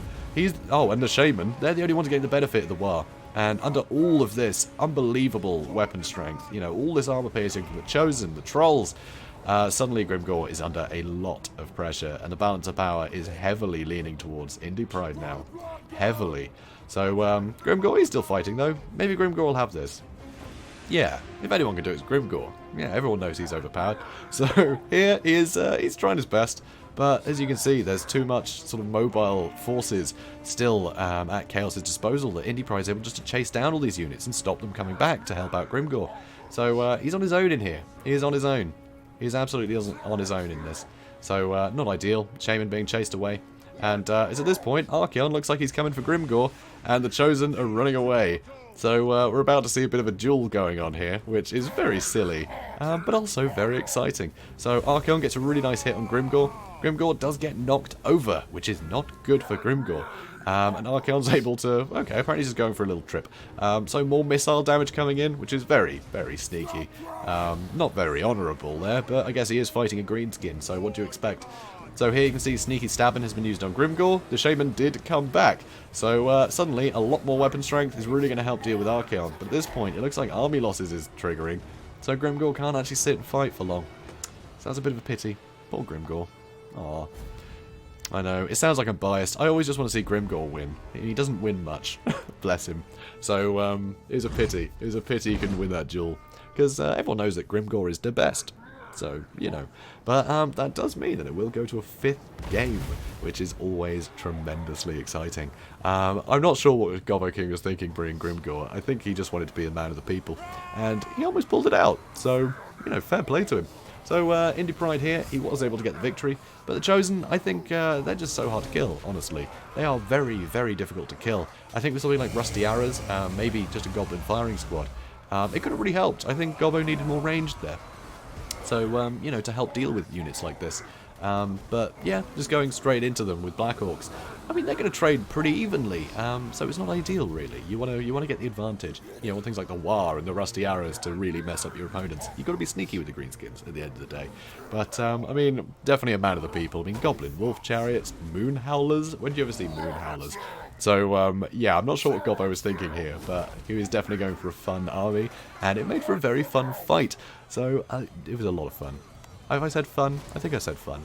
Anyway, so guys, this will now go to the 5th game in this best of 5. It is 2-all in this series. So, yeah, we're going to see who's crowned in the next battle. That will be the decider. So, stick around for that. Okay, guys, this is it. The 5th and final game in this tournament to see who is crowned, whatever we're crowning people, I'm not even sure, honestly, the winner, I suppose. So here you can see, it is the High Elves against the Beastmen. Somehow the Beastmen got onto Ulthuan, I'm not sure how they got here, by boat, maybe. Who knows? But either way, it's Gobboking's job to get rid of them. And of course, the beastmen aren't going to go without a fight. So, we have Alarielle in the sky. So, Alarielle, very formidable unit. I love this woman. She is fantastic. On an eagle, almost impossible to catch. I mean, there's nothing that's going to be able to deal with her in the beastman front line, you know. They can stop her from landing, you know. They can pin her down if she tries to, you know, sort of get involved in the fight. But just trying to deal with her outside of combat is so difficult. Trying to chase her down on that eagle is impossible. So here you see she's got the shield stone of Isha, which is going to help give physical resistance to anything nearby. She's got fast protection, which gives armor and melee defense buffs to everybody. It's a fantastic spell. I love that one. Earthblood for healing. Arcane Conduit for more spells in general. Stave of Avalon, way more recharge rate, so absolutely superb. And it basically removes her miscast chance, so she can overcast spells without any problem. And the Star of Avalon, which is a huge, huge heal for a big cone of healing comes down and heals everyone up a ton. She only got 2 uses of it, but it is free. So that is gigantic, especially when you've got some elite units. And let's see, where are they? There are definitely some elite units hidden in here. Yep, here they are. The Fireborns. The Fireborn, great charge bonus, great anti-large, fantastic combat stats, and with all the support from Alarielle, they can get a lot of work done. Things like Centaurs tend to be a bit of a problem for the High Elves. You know, anything sort of mobile that can surround this stuff tend to be a problem. But the Fireborn just have such good stats, they can withstand that kind of thing with very little support. So Fireborn, very formidable with that anti-large. Just if they can get a charge off on anything, they can wipe out a unit very fast. Also, we can see a load of Spearmen to help sort of pad out the lines. Some Loathen Sea Guard, of course, if they get charged by things like Centaurs, they can defend themselves a bit. They have spears, which is really good. And just all that non-AP missile damage is all you need against the Beastmen. Beastmen don't tend to be packing a lot of armor, especially on their more troublesome units. Obviously, the Bestigors tend to be fairly heavily armored, but there's some good armor piercing in the front line with the White Lions, and the Noble is on a Chariot. So that Chariot is going to put in a lot of work killing infantry. So the Pure Main Company as well, they have Guardian, so they can be able to protect Alarielle even more. So while she's protecting them, they'll protect her. Rather nice. So here you can see some Centaurs with throwing axes are trying to get some damage into Alarielle, who is bobbing and weaving to try and avoid it. So INDYPRIDE also has another unit over there and another unit over here. I think Centaurs with throwing axes are superb in this matchup. Anything like Dragon Princes or Fireborn, if they're trying to chase you down, just run away from them. Centaurs are quicker, and those armor-piercing missile axes that they throw, really good at whittling away a lot of armored units like you know, Dragon Princes. So very good unit. I really like them. But they're gonna have to watch out for all the archers, because Loathen Sea Guard will be able to get a load of damage into these guys if they're caught out. Here you can see the Eye of Morslaib as the Regiment of Renowned Cygor. Not only is he gigantic and scary, he also has this little ability, the Warp Gaze. So for 12 seconds he can pin something in place, which is very nice. Really helps other units capitalize, or it just helps him get some more shots in, you know, with this massive chunk of amber that he throws at people.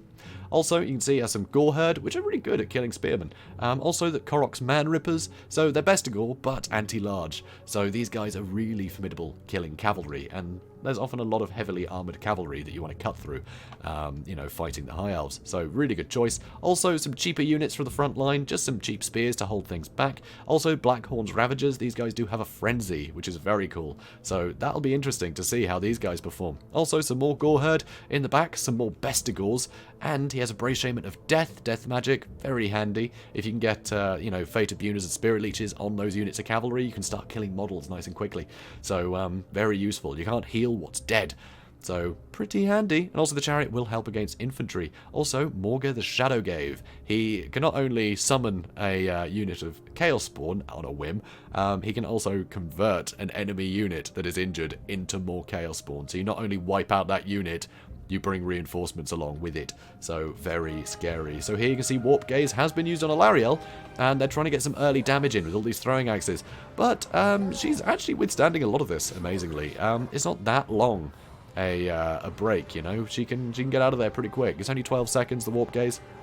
So I think that might be a bit of a waste to do on Alarielle there, because Alarielle, frankly, you just need to catch out her other units. You're never going to be able to just chase her down. She has too much healing. She can just heal herself, and it's a lot of effort. She's a small target, highly mobile. She can keep out of a fight. If she gets, you know, down to half health, she can just wander off and just cast spells from a distance. There's no catching her, you know.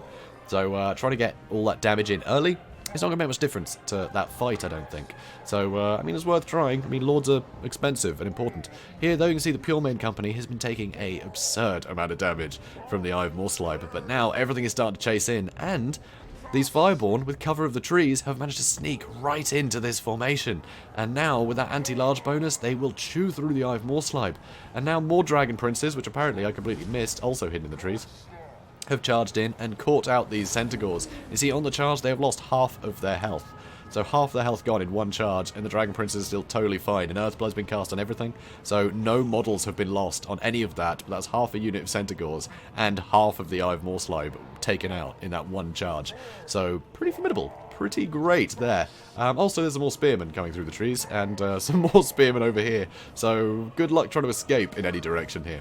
But it looks like a Fate of Buna is about to land on top of these Fireborn. So Fate of Buna does a ton of damage, but it tends to spread out the damage across the unit. Spirit Leech can often be better if you want to whittle away models, because it tends to do more damage to each model. It's really good for finishing off units, whereas Fate of Buna is good for the initial damage. It might kill a couple, but it's very expensive, and Alariel's on the field, so you can just heal up through it again. But it does mean these Fireborn are having to sit in this cone to get healed rather than running out, and there are throwing axes being thrown into these guys. And here you can see these Dragon Princes are very bogged down. I can't even tell where half of the units are. Oh, there they are. That's where most of them are. So they're going to charge back in. Nope, they're going to charge out again. Then you see the Loathen Seaguard putting a ton of pressure on all these Centaurs. Centaurs don't have the armor to withstand that kind of assault. So this is incredibly cost effective for the Loathen Seaguard. Incredibly so. So here, Dragon Princes are taking the odd chunk of amber, because the Eye of Morslide is still hidden over here. But this is a bit of a risk, because his missiles are going to hit trees quite often. But he has managed to avoid that happening so far, which is really impressive. Hell of a throwing arm, that guy. So here you can see a lot of the spearmen are really struggling, as you'd expect. The Deathcaster is in here trying to do some work. The Chaos Spawn, honestly, this is good for the spearmen. This is pretty cost effective. The Chaos Spawn aren't really going to be able to hold out against the spearmen for long. They can do some good damage, but they don't have a lot of armor, and they're fighting anti-large units. So this is pretty cost effective for the spearmen, honestly. But whatever got turned into those Chaos Spawn, that's a shame to have lost that. So here you can see the White Lions are actually holding out pretty well. I mean, these guys, the Pure Main Company, they've barely taken any damage since they had the rocks, you know, thrown at them at the start. So here, Centaurs trying to find a way in, but they're being screened by the Fireborn, which actually is a nice target for them. But it means the Loathen Seaguard can just keep firing. These Dragon Princes have taken a lot of damage. They've been in a lot of sustained combat with not only Morgur, but the Bestigor herd. So things are a bit dire actually for those Dragon Princes, but considering how much infantry there's left, and considering that Alariel is still totally healthy, as is the Noble, and about to be healthier, another Earthblood on the whole group, it's tough. It's going to be tough to finish these guys, and he's really running out of Centaurs. INDYPRIDE really needs this armor piercing from the Centaurs to help deal with all this cavalry. I mean, none of his infantry can really deal with such elite cavalry as the Fireborn or the Dragon Princes, so it makes it incredibly difficult. And he has nothing left to pin down that Noble either. All that's left is really infantry. He has some Chaos Spawn, but I mean, a Chaos Spawn really going to cinch that? It's hard to tell. Well, it's not hard to tell. The anti-large from the Fireborn is just going to cleave straight through them. It's pretty brutal. Also here, the Brave Shaman is trying to retreat. The Cygor is trying to get back into the fight, but he's being chased by Spearmen, which is a very cheap way to pin him down. Here, though, we see another Spirit Leech, but another massive heal is going down on these guys, and it's going to keep... Ooh, no, they are still losing models. Spirit Leech is killing them fast they can heal, because it looks like they have lost that. They got out of the cone, which is a bit of a pity, so they did lose out on that healing. Korok's Man Rippers, very good units, but it looks like a lot of the other units are being caught out here.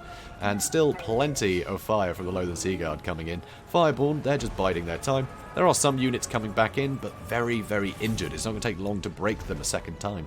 Or even third. I think they've only broken them once. Anyway, more Gore Herd coming back, so there's plenty of infantry coming back. But the Eye of Morslide is being dragged down by all of these units, all this cheap anti-large, and, you know, the really just great stats of the Noble, the Dragon Prince is in here.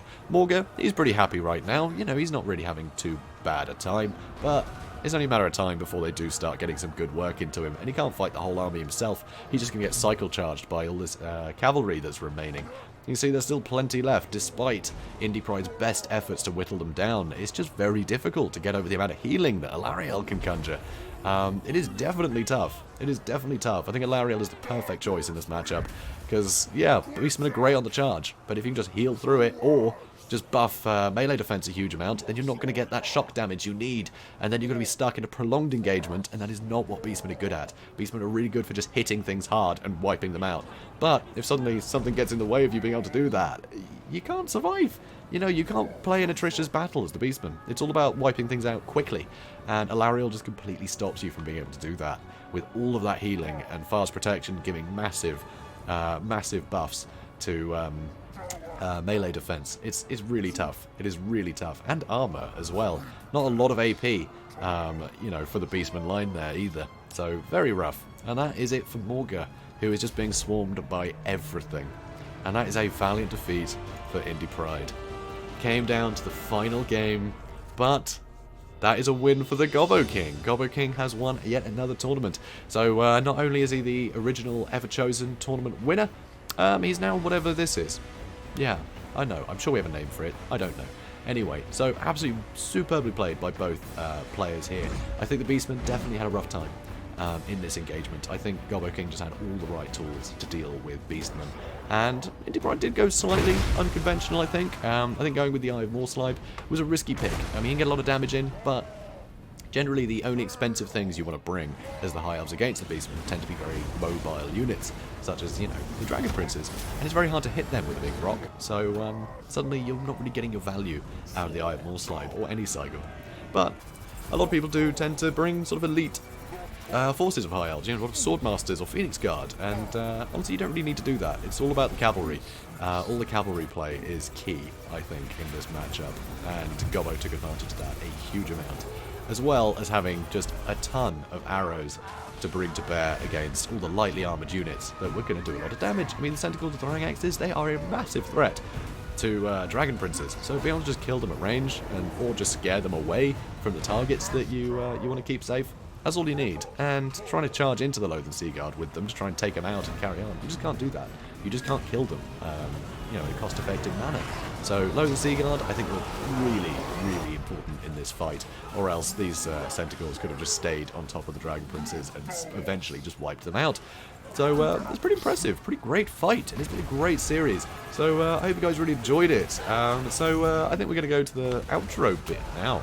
So yeah, we'll see you in that bit. Okay, so here we are with the GOBBOKING. We're gonna have a little chat to him and see what he thought of this this championship. So Gobbo, you've just been crowned the champion charioteer. How does it feel? It feels pretty good. It feels like I was ever chosen to be the ever chosen tier. I mean, it sounded better in my head. Yeah, honestly. yeah. It really did. I mean, I see what you were trying to do. It's fine. Don't worry about it. I mean, you know, it's your prerogative. You're the champion. You can say what you like. So that final game, High Elves versus Beastmen. I mean, do you think that the Beastmen have a shot in that matchup? I do. I think. I mean, High Elves have the advantage. I think of like heavy cav and possibly some units. Beastmen. You know, their main strength is that out of all the factions, I would say them and Wood Elves are probably the most mobile, and they really rely upon shock troops and just hitting fast and early. So I think he went with an odd strategy, but otherwise, yeah, I think the Beastmen can do well in that matchup. So we also had another fantastically close match with Skaven versus Norske that looked like you were going to lose after about 5 minutes. You just kept coming back.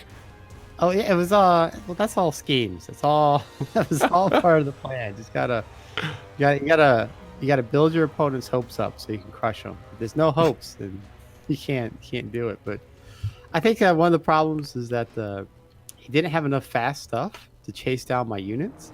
Oh yeah. When they broke, because Skaven, if you go back, you watch the replay, like the Hell Pit Abomination, the Gutter Runners, they all broke, and I think the Warp Lightning Cannon crew like rallied like 3 times and got back on the cannons.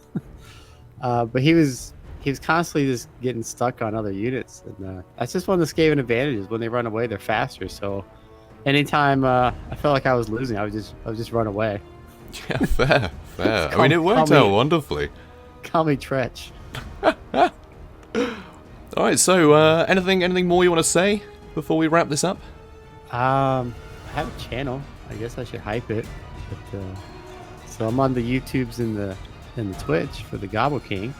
And, you know, the multiplayer community, you should think about getting involved. If you haven't gotten involved, they're pretty active. There's weekly tournaments that are hosted by different players.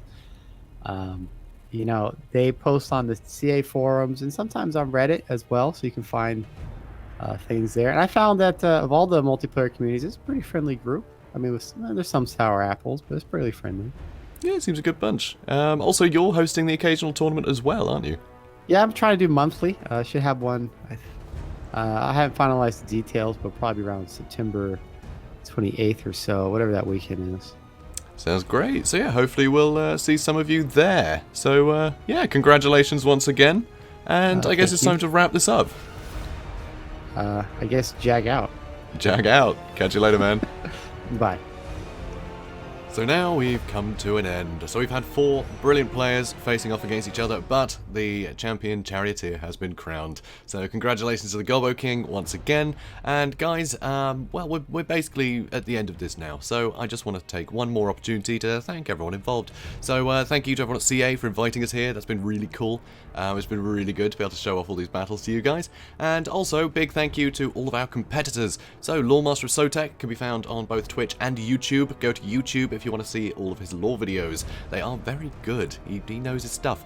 Also, INDYPRIDE of Milk and Cookies Total War, our runner-up Charioteer. That's a terrible title, really. It sounds ridiculous, but anyway, he's that probably. So go check him out on YouTube.